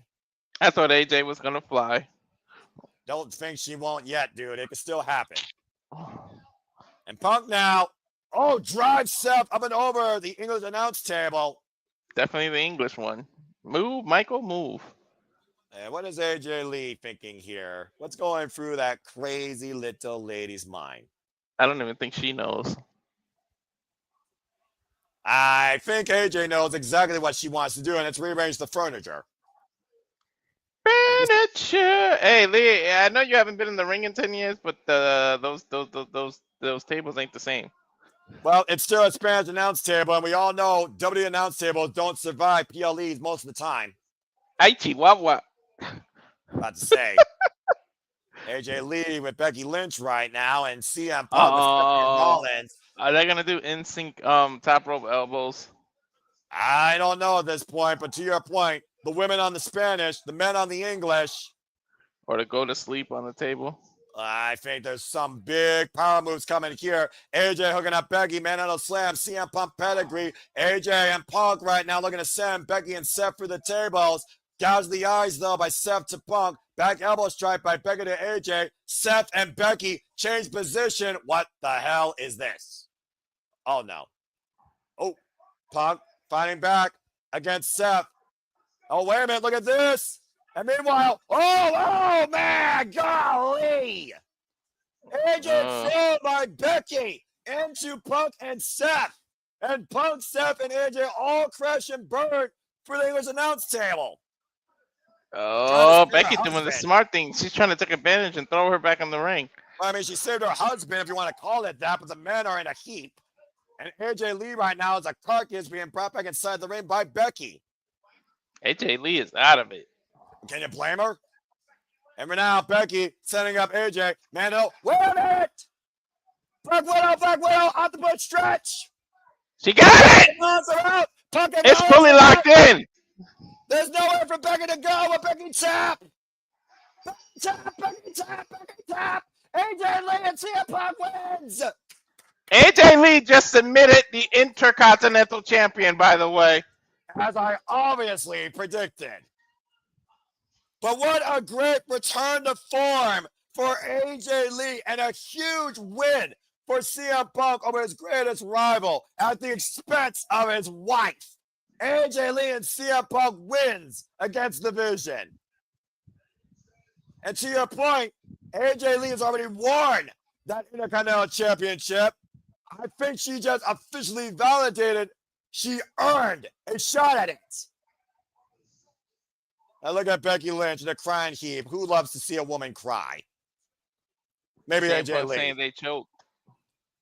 I mean, hey, CM Punk's right. At the end of the day, Becca's the one that tapped. Congratulations to AJ Lee and CM Punk. And AJ Lee, more importantly, victorious in strong fashion on their return to in-ring action in WWE. Incredible moment there. Congratulations. And again, can't be said enough. Welcome back, AJ Lee. Good stuff. Go back to the replays here in this human car wreck. AJ Lee jumping into CM Punk. Torso first, wiping out Punk and Seth and herself on that English announce table. And as Becky was looking for the manhandle slam, you said it right, Walter. She had it locked in. That arm was coming out of the socket. Tapping out to the octopus stretch. Black Widow as Punk, even in the heap, cheered on in victory and confidence. First win is a duel. That first win in a long time for CM Punk over Seth freaking Rollins, for being honest here. I guess they both earned a title shot, right? Well, both is a statement, but if nothing else, a huge win for the Punk household against the Vision. Sometimes when a man can't get the job done, a better woman can. And AJ Lee proved that tonight. Well done, AJ Lee. So get in, AJ Lee. Coming up next, folks, our main event for the Undisputed WWE Championship as Cody Rhodes defends the gold against Drew McIntyre. We'll see if broken dreams come true, or is Cody Rhodes truly undeniable and undisputed? After this commercial break, fuck television. Punk is skipping. Well, it's justified considering that, he's literally, AJ's husband. All right. Anyway, hi, Jeff. What's your thoughts? Behind every great man, there's a psycho bitch ready to shank a chick. And a greater woman, like I said, I'm so happy for them, man. Just for real. It's been a good week for the late Divas era of WWE, as far as I'm concerned. I got to see my buddies the other day, and AJ Lee's back on television winning the matches. I'm here for it. Let's go. And like I said, AJ Lee makes me care about WWE again, and that's something I haven't said in a long damn time. All right. Well, as we got a moment to breathe here now, again, hope everyone's enjoyed the conversation, reactions, coverage to everything we've done. As I pointed out earlier, shortly after this show concludes, we'll take a brief reprieve, and then we'll see you on the other side for the weekly moderate conversation Wrestling Madness. That is the Saturday Shenanigans, which of course will be covering all the wrestling that we did this week. And also going on right now is coverage of GCW Homecoming Los Angeles. So for those that tune into that, we thank you all very much. I hope the that will start at that'll start at 10:30 Eastern. So little under an hour from now, we're going to get rolling. It'll be simulcasting regardless. So stay tuned for that and so much more. Again, Saturday Shenanigans is going to be very simple. Premium fallout, not only from today's two marquee events, AEW All Out Toronto and Wrestlepalooza in Indianapolis, but of course we covered NXT Homecoming. We had the GCW Homecoming. We had AEW Dynamite September to remember, and so much more to be discussed, along with your viewer questions. All ahead on the Saturday Shenanigans, courtesy of Simple Audible Studios, being moderated for the time being, as far as I know, by our own Jeff Motherfucking Meacham. So hope to see you all there. As we get ready now for the main event, guys, again, we talk about the roots back to the Rhodes. Drew McIntyre made a very valid point. Cody did. 15 years ago, Cody and Drew won the tag titles. Do you know who cared? Not anyone gave a flying fuck. Now we find both these men in the main event of the marquee show to kick things off for the new era for WWE, the ESPN era. And Drew McIntyre simply asked for one thing, and he knows he's going to get it. A one-on-one match with Cody Rhodes for the title. There will be no outside interference. There will be no cash-in. There will be no shenanigans beyond the two men and the absolute visceral that Drew McIntyre has towards Cody Rhodes holding that championship.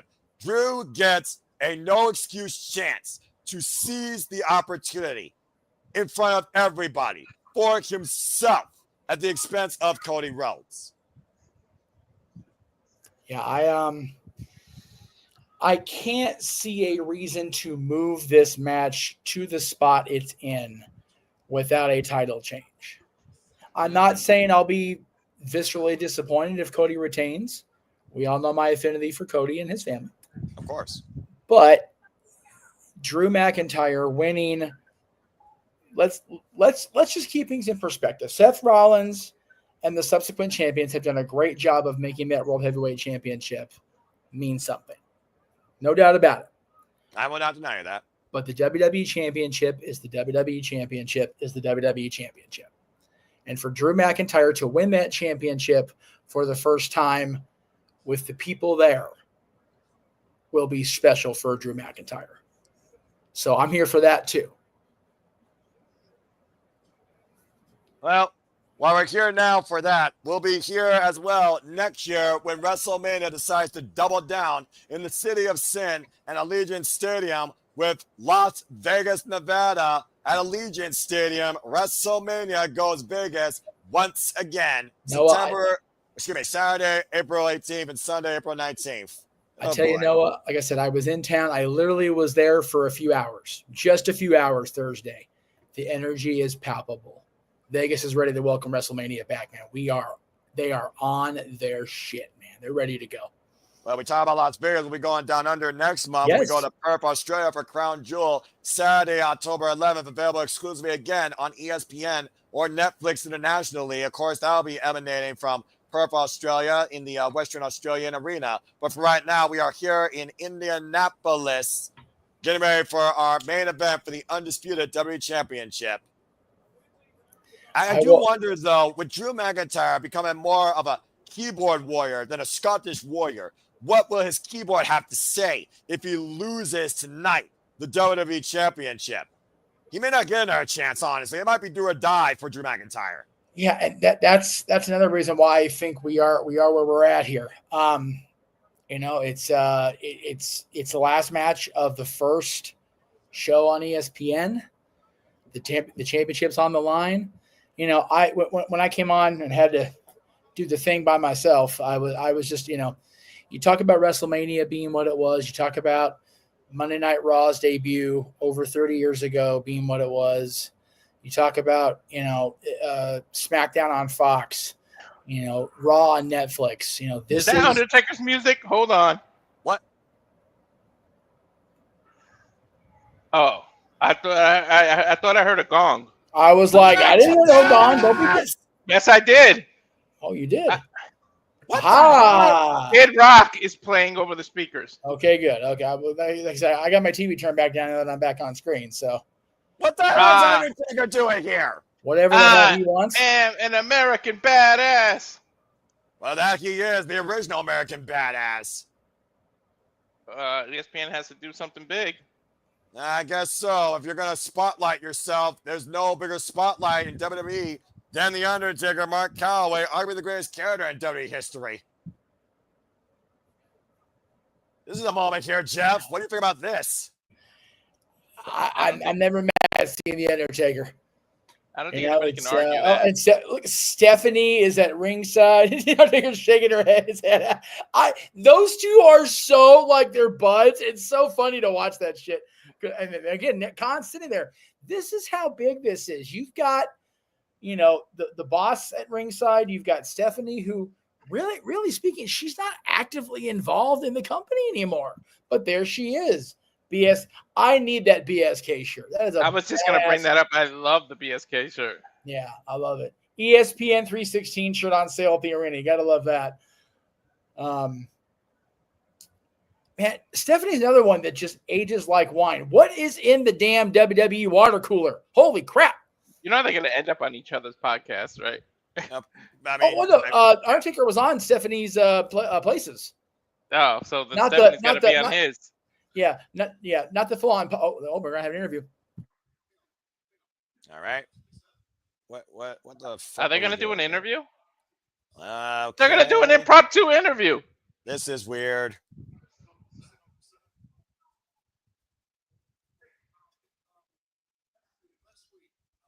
What the hell is happening? Time kill. It's really fun. I recommend it, she says.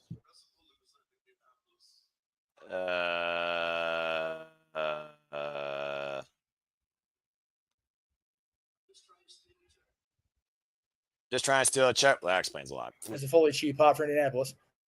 Keep pop. Are you following me? What?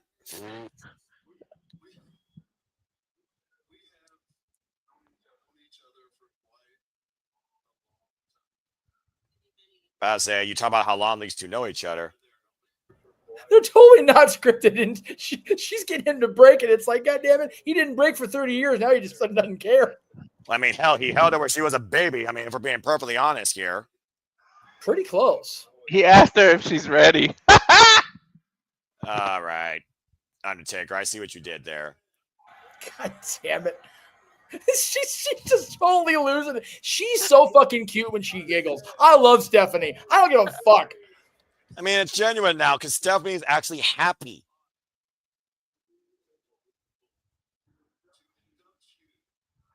What? What?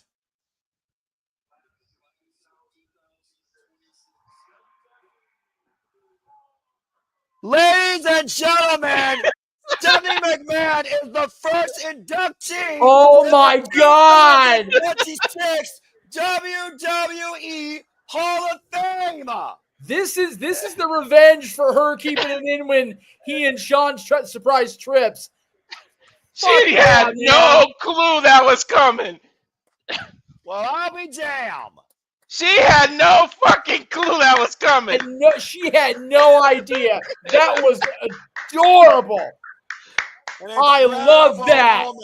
An incredible moment. I don't. You know what? Hold up. Like I said at the top, I'm not the guy around here anymore. But whatever. I don't give a fuck if you hate her old man or you don't like her last name or whatever. That woman has gone through hell and back to keep this company moving until this transition was over. God damn it, she deserves this Hall of Fame induction. She is the true badass of the people on screen. Good for Stephanie McMahon.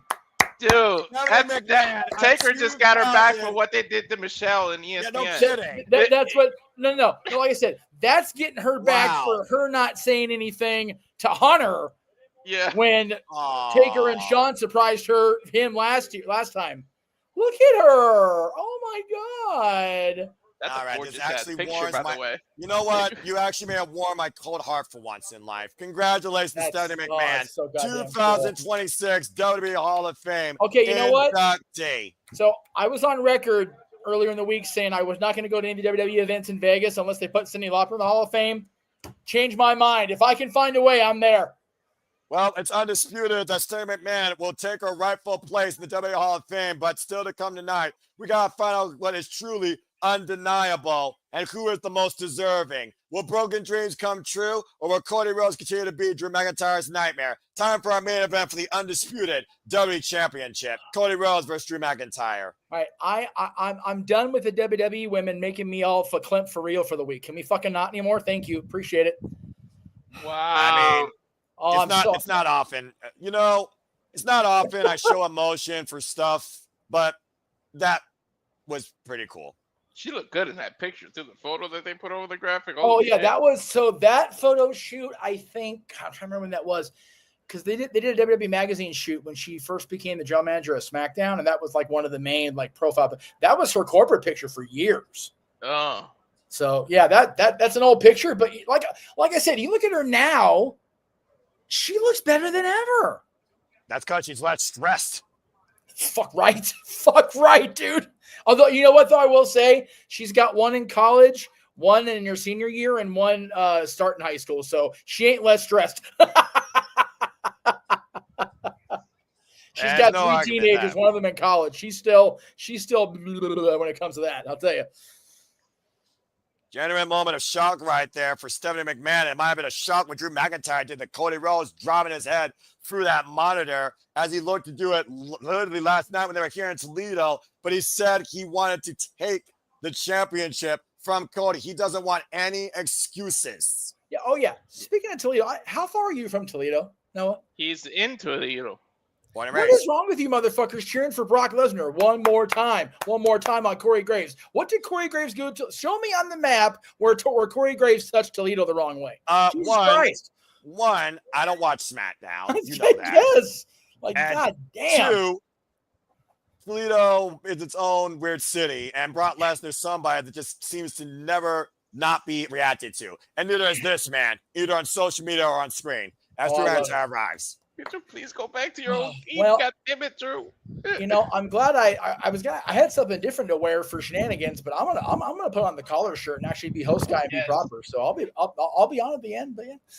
All right, I appreciate it. Good for Steph. It makes my job easy. Good for Steph. Oh, that's too cool. that genuinely might be the coolest moment this weekend, but the greatest and ring moment was definitely Chris Statlander winning the AEW World Championship for me.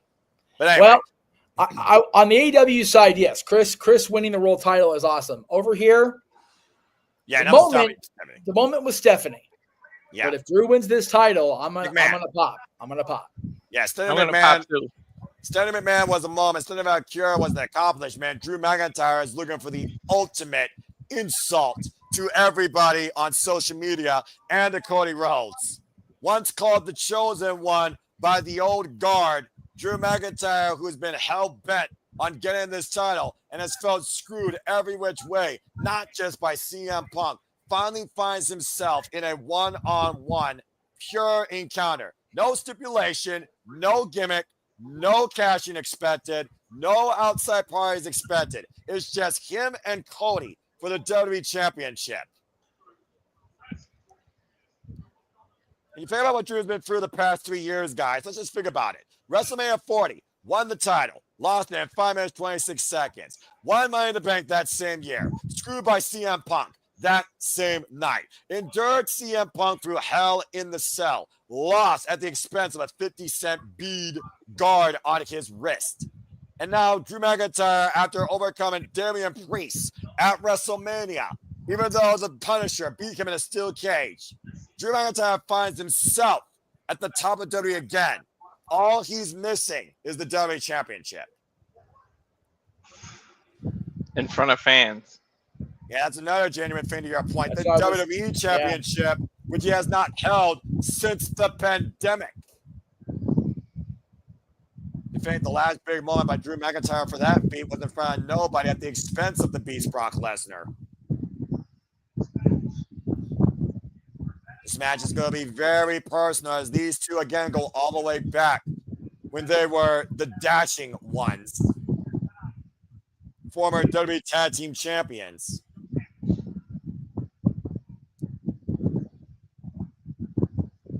Oh boy.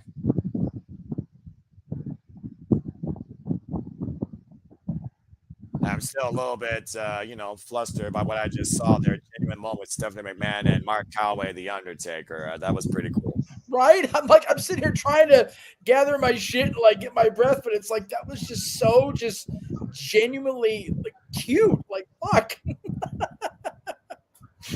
I'm not one to acknowledge cuteness, but you're not wrong. Drew McIntyre going to be the face of this company at the expense of Cody Rhodes as Cody goes into his first defense of his second run as the WWE champion. Royal family. Yeah, it's crazy. This is the first defense.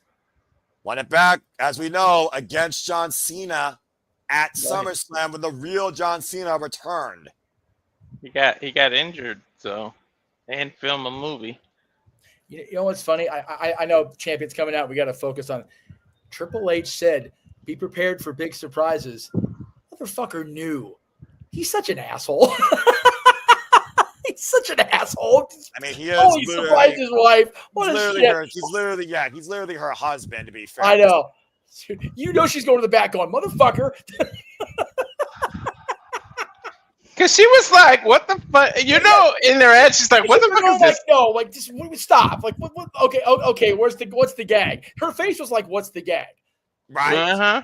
Like, what's the deal here? Are we announcing attendance like we always do for inflated numbers, blah, blah, blah? No, that was a genuine moment of shock and humbleness. Because, again, Mark Calloway and freaking Stephanie McMahon go back to when Stephanie was a fucking child.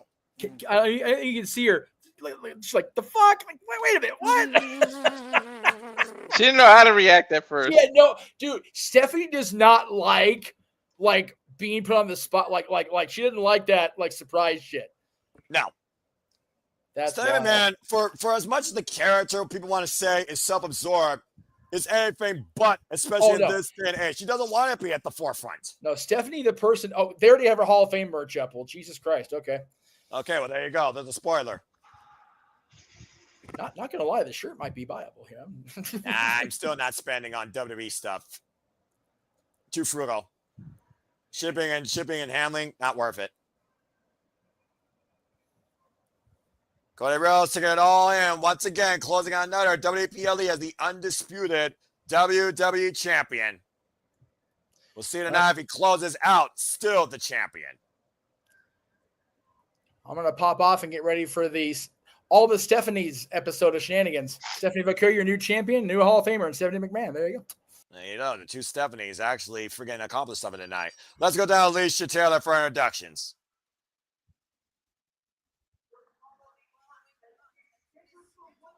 The following contest is scheduled for one fall. One fall! Disputed WWE Championship. Oh, they don't even say undisputed anymore. Because it's another title. You could dispute it. Well, as Jeff pointed out, though, Walter, this is the cornerstone of this company. Other title be damned. Drew McIntyre, by the way, 40 years of age, folks, has been involved in the game now for 24 years. Once Christian the Chosen One. Tonight looking to be the one in WWE.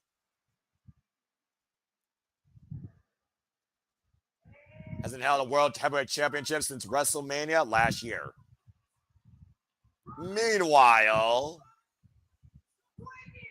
the opponent from Atlanta, Georgia, the fired up champion. No, he's still called undisputed. Champion, the American Nightmare, Cody Rhodes. Very subtle by Alicia Taylor here. The cornerstone of this company is on the line tonight. Cody Rhodes, of course, 40 years of age, has been involved in this game now for literally 19 years. He was born for this. Drew McIntyre was chosen for this.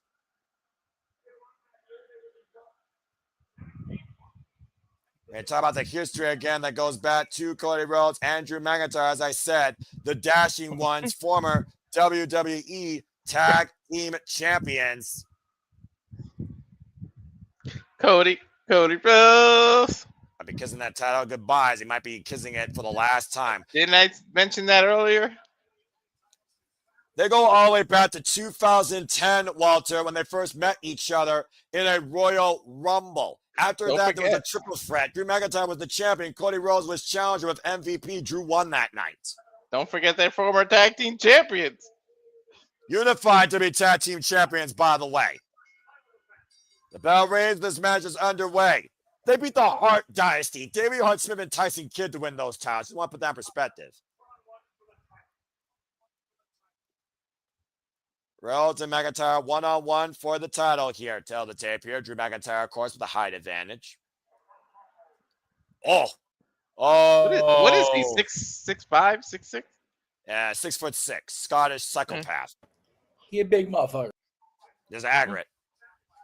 Waist slap by Cody Rhodes here as Drew pushes Cody up in the corner. You gotta wonder if Cody's still feeling that boot from last night that was inside of his head. And Drew actually gracefully leaving Cody for the clean break.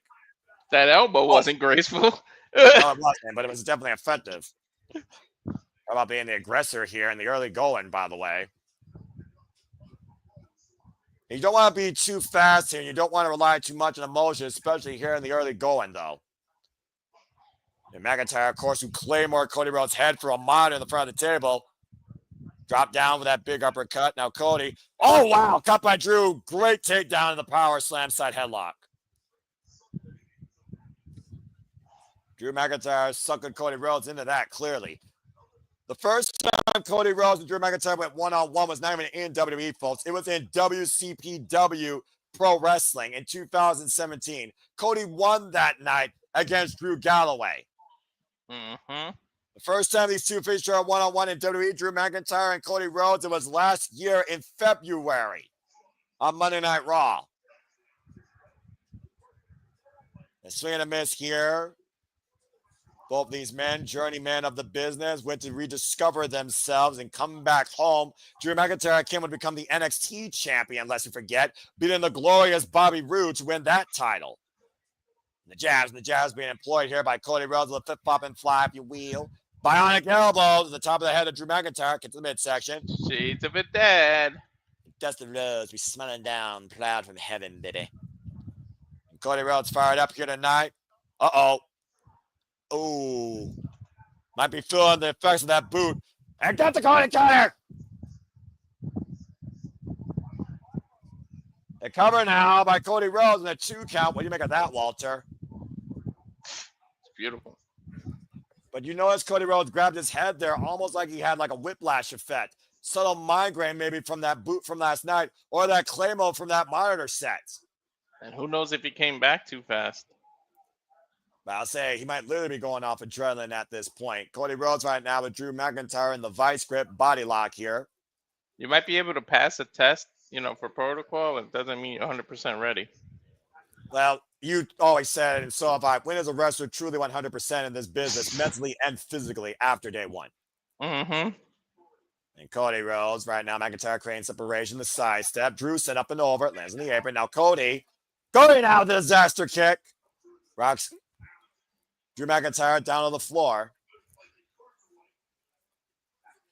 And Cody Rhodes, of course, who's already fought for a torn pectoral muscle, shows how far he's willing to go to hold on to the championship and be the face of WWE, dominating against Drew McIntyre on the outside of the ring. Shaking up whatever cobwebs was there earlier for the time being. Cody Rhodes again going for broke here with another tope. And Drew catching him, though. Uh-oh. And driving Cody back first into the ring post. They never rebuilt the table. I just realized that. McIntyre hooking up Cody here. What the hell is this? Oh, no. McIntyre. Oh, my goodness. Swinging Cody over the Spanish announce table. Almost like effortless there by Drew McIntyre. Take a look at the replay here, Walter. Sheesh. Dude, he launched him right into the office chair. And I think also his ribs caught the Spanish announce table on the way down.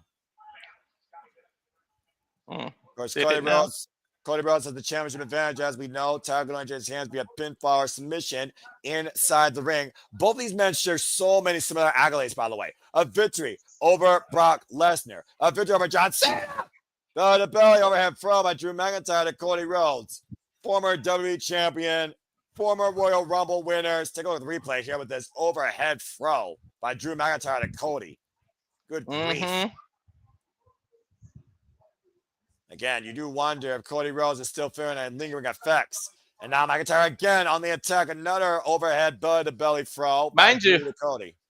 Cody's 6'1", about 240. This dude is throwing him over his shoulders like he's just throwing trash into a dumpster. And I must remind you here again that Drew McIntyre is coming in here at 100%. And clearly there's lingering effects, to your point, on Cody Rhodes. Big knife edge chop in the corner there, to your point. Again. Made it very clear about the fact that Cody Rhodes might stretch himself too thin here because he's the corporate champion. He's the company man. Sidestep, and Drew sent shoulder first into the ring post, sent to the outside. You can call Drew many things, but a liar isn't one of them. I mean, he spoke truth. He's been speaking truth for the last 2 years. He's been a social media guru. And you saw what the keyboard warrior said last night when he tweeted. He said, "Thank you, Cody," because all he wanted was this one-on-one opportunity. Oh, and Drew drives Cody face first in the apron. No CM Punk, no Damian Sandow, no interference, no Money in the Bank to have to worry about. Now McIntyre hooking Cody Rhodes here. This is dangerous. What the hell? Reverse Alabama Slam. About to say, literally hooking Cody and driving him face first in the steel ring steps. Referee's discretion, because he stared at that the whole time. He looked right at it. Well, you know the referee's going to have a lot of leniency here with this championship match. Coming now, back press. Look at the near leg. Gets a 2 count on Cody. Take a look at the replay here, by the way, and watch the way again. Face first goes Cody in the steel ring steps. Man, I just thought of something. What? What if Cody wins and freaking Brock Lesnar comes back to throw his ass around because it wasn't finished with Cody? Remember that? Well, I think Brock is finished with Cody because Cody proved he wasn't afraid of Brock, let alone Cody Rhodes beat Brock Lesnar at SummerSlam 2 years ago. Remember, after that match, Brock endorsed Cody. There is true respect with those two. I don't think the championship's on Brock's mind right now, honestly. Why, Walter? Why would you? Why would you? It's not the same Brock, though. Yeah. All right. Let's calm down now. Tranquilo, mi hermanos. And now Drew McIntyre going up to the top rope while Brock right now might be in someone's future. Cody, though, skinning up the top ropes like a cat. Hooking up Drew McIntyre possibly for a big move here. Got him hot at Superplex. And both men crash hard down to the canvas. Again, to your point, look how much Cody keeps grabbing the back of his own head. And take a look at the replay here, by the way, and watch how both men bounce off the mat and hit with a thud. Good grief. Some offensive moves might not be worth doing because you feel just as bad as your opponent does. Well, we talked about before how wrestling can be very pyrrhic sometimes. You put your own body in harm's way and at risk. Talk about 24 hours away from Cody Rhodes being booted in the side of the head. It's for, of course, the undisputed WWE Championship, the cornerstone of this company. Might be crowning the 151st champion tonight. A title that goes all the way back in legacy and lineage to the very first champion in 1963, Buddy Rogers. And Cody Rhodes and Drew McIntyre right now teeing up, get the midsection. Off the ropes, and Cody throwing himself into Drew. Drew still on his feet, though. Up and roll out of the corner. Cody again grabbing his head. Catch him in a power slam. You learned that from Randy Orton. Yeah, well, again, let's not forget Cody Rhodes has been creating his own legacy as he finished his story.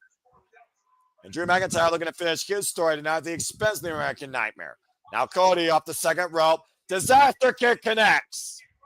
Finishes his story on the way to his story, because that was a hell of a thing, him and Roman. Again, so much momentum right now, swifting back and forth here like a pendulum here when it comes to Drew McIntyre and Cody. Now Cody up to second. Look for the Cody. Cody got it! Takes Drew McIntyre down. Big move by Cody Rhodes, though, but again, grabbing his head here. I'll be honest with you, win this matchup, though, might be one crossroads away from making sure McIntyre has only broken dreams. In and out of social media, keyboarding. Oh, and a knee to the top of the head of Cody. Rocking the brain, rocking the cranium of the American Nightmare. Now Cody up to the second rope, and Drew, and shotting up with the Glasgow kiss. We felt that last night after both men put pen to paper on the dotted line. Yeah, contract signing on TV. Fuck. Is he biting him? That's exactly what Drew McIntyre is doing right now. This title, of course, held also by the likes of Shawn Michaels, Bret the Him and Hart, Mark Calloway, The Undertaker, Stone Cold Steve Austin, Triple H, Kurt Angle, John Cena, Brock Lesnar, and we might be looking for an Avalanche White Noise. We're going to do an Avalanche White Noise connects. Coming now to win the title. Kick out at 2. Also Adam Copeland Edge. The list goes on and on and on.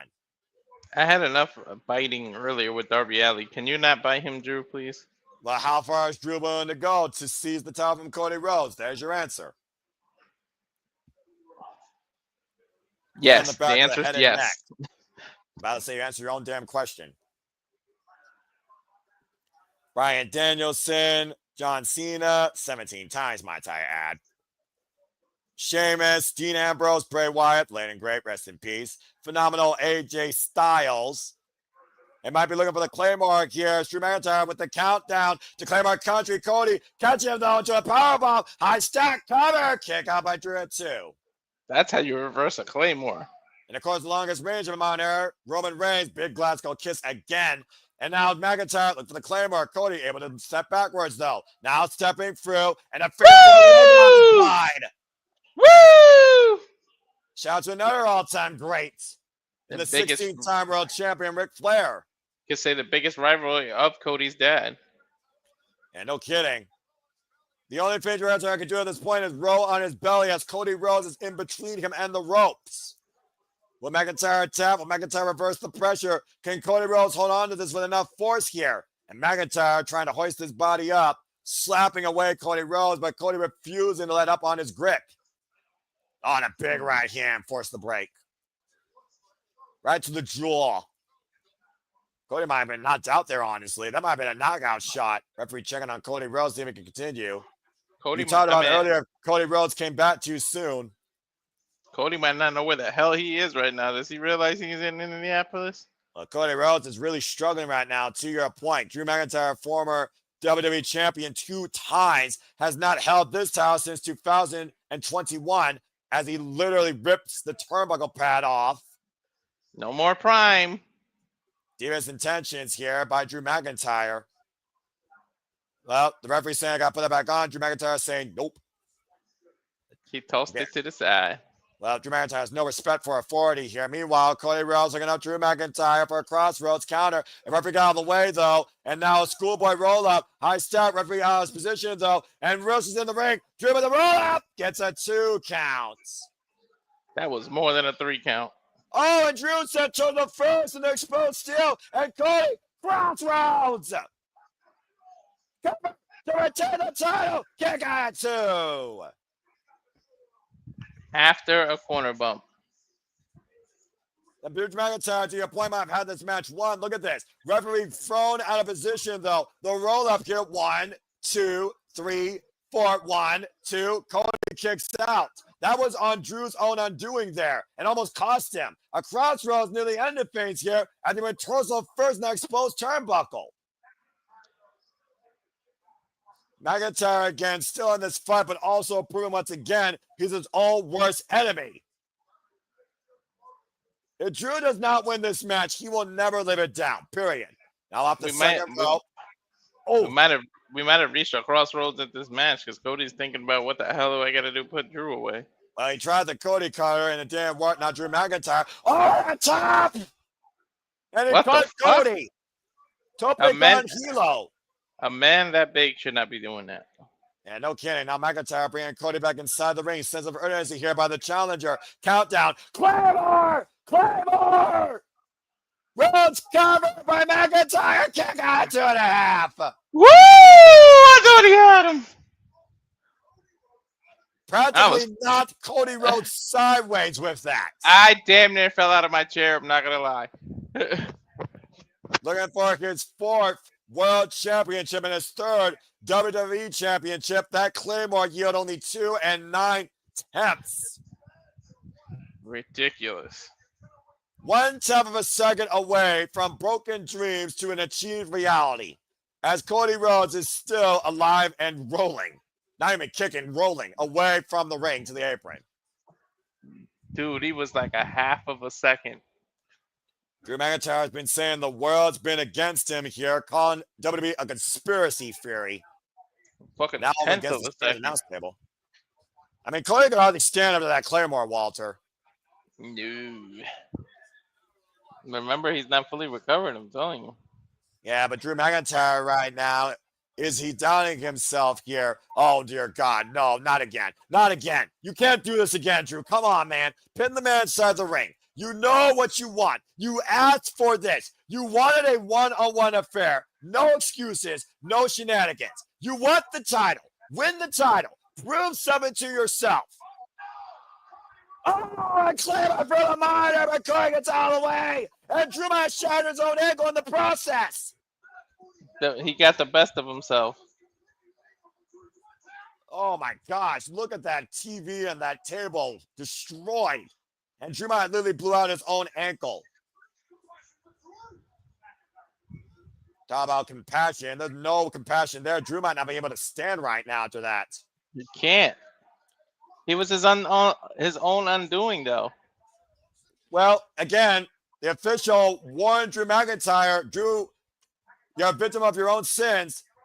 Now back to his feet. Cody, though. Oh, that Glasgow kicks off the attempted disaster kick. Still trying to fight forward here. Drew McIntyre set up Cody again, running in. Cannot go forward on the Claymore. Now Cody trying to capitalize. Out of the corner, top rope. Avalanche, Cody, cutter. Here comes about three crossroads. Yeah, I figure on the crossroads to the finale here. Crossroads! Cover 2, retain the title. Cody Rhodes is still champion. Oh, no, he just did one.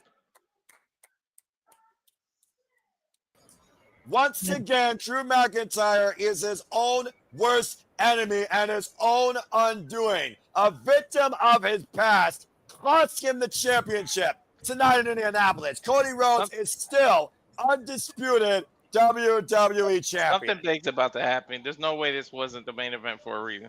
Walter, did you see when Cody got off that fall and he gave Drew the side eye like, goddamn, I escaped with my ass. Yeah. I think He did. I escaped with my ass and my title. Not much else. I think Cody saw his life flash before his eyes. No shit, right? Take a look at the replay here, by the way. Bam! That He Claymore spun. Cody Rhodes inside out, and somehow he kicked out. Dude, there was webs in his head at that point. He needs Yeah, but to look at not this be, spot. Drew needs to just stay away from the ringside tables during championship matches until they're like clear out of the building. Drew needs to stop trying to repeat the past is what he needs to do here. That Glasgow kiss off the attempted disaster kick, though, could have been Cody's undoing, but after the damage done to Drew's leg, unable to hit the Claymore, it was Drew's undoing. That's Cody getting an avalanche, Cody Cutter out of the corner, and ended the day with one last emphatic crossroads. Broken dreams continue to be a reality for Drew McIntyre, as Cody is still the undisputed WWE champion. I think Stephanie Vaquer is the only match I got wrong. I tell you what, Matthew had a good day, man. Went freaking 10 for 15. I'm here for those predictions. Congratulations to Cody Rhodes, still undisputed WWE champion. As you see, WWE Medical checking on Drew McIntyre when he blew out his own ankle. Something big gotta happen. There's no way you're going off the air like that. I mean, Stingray Man in the Hall of Fame wasn't big enough, I guess. I don't know. Oh, that was big for me, man. That was my moment. Cody Rhodes, once again, the face of TKO, the face of WWE, absolutely undeniable. For Walter Cruz, for Jeff Meacham, I'm Noah Foster, as the ESPN era has officially been ushered in at Wrestlepalooza. Stay tuned for our Saturday shenanigans at the top of the next hour, as Cody Rhodes leads us tonight, still the undisputed WWE champion. Just that lower third. Time for me to go cancel this ESPN now. Oh, stop. I am. Oh, okay, whatever. Well, again, we'll keep you on tune with the updates and the results and so much more on the shenanigans. Thank you all for tuning in to coverage above AWL and Wrestlepalooza. You all continue to make this possible with your passion carried forward that continues to push us to be reliable in the covering all the wrestling for you. We hope to see you at the top of the next hour where shenanigans will ensue. Until then, get some rest, grab a drink, grab a bite, fuck television, and we bid you all now for now a fine adieu. This has been WWE Wrestlepalooza of Indianapolis. Producer man, cut the fucking feed. I'm trying. AEW blew WWE out of the water, though. Sorry. Apples versus oranges. Save it for the shenanigans. Apples versus oranges. Respect all wrestling. Respect all wrestling. Either way, it's fruit. It's fruit.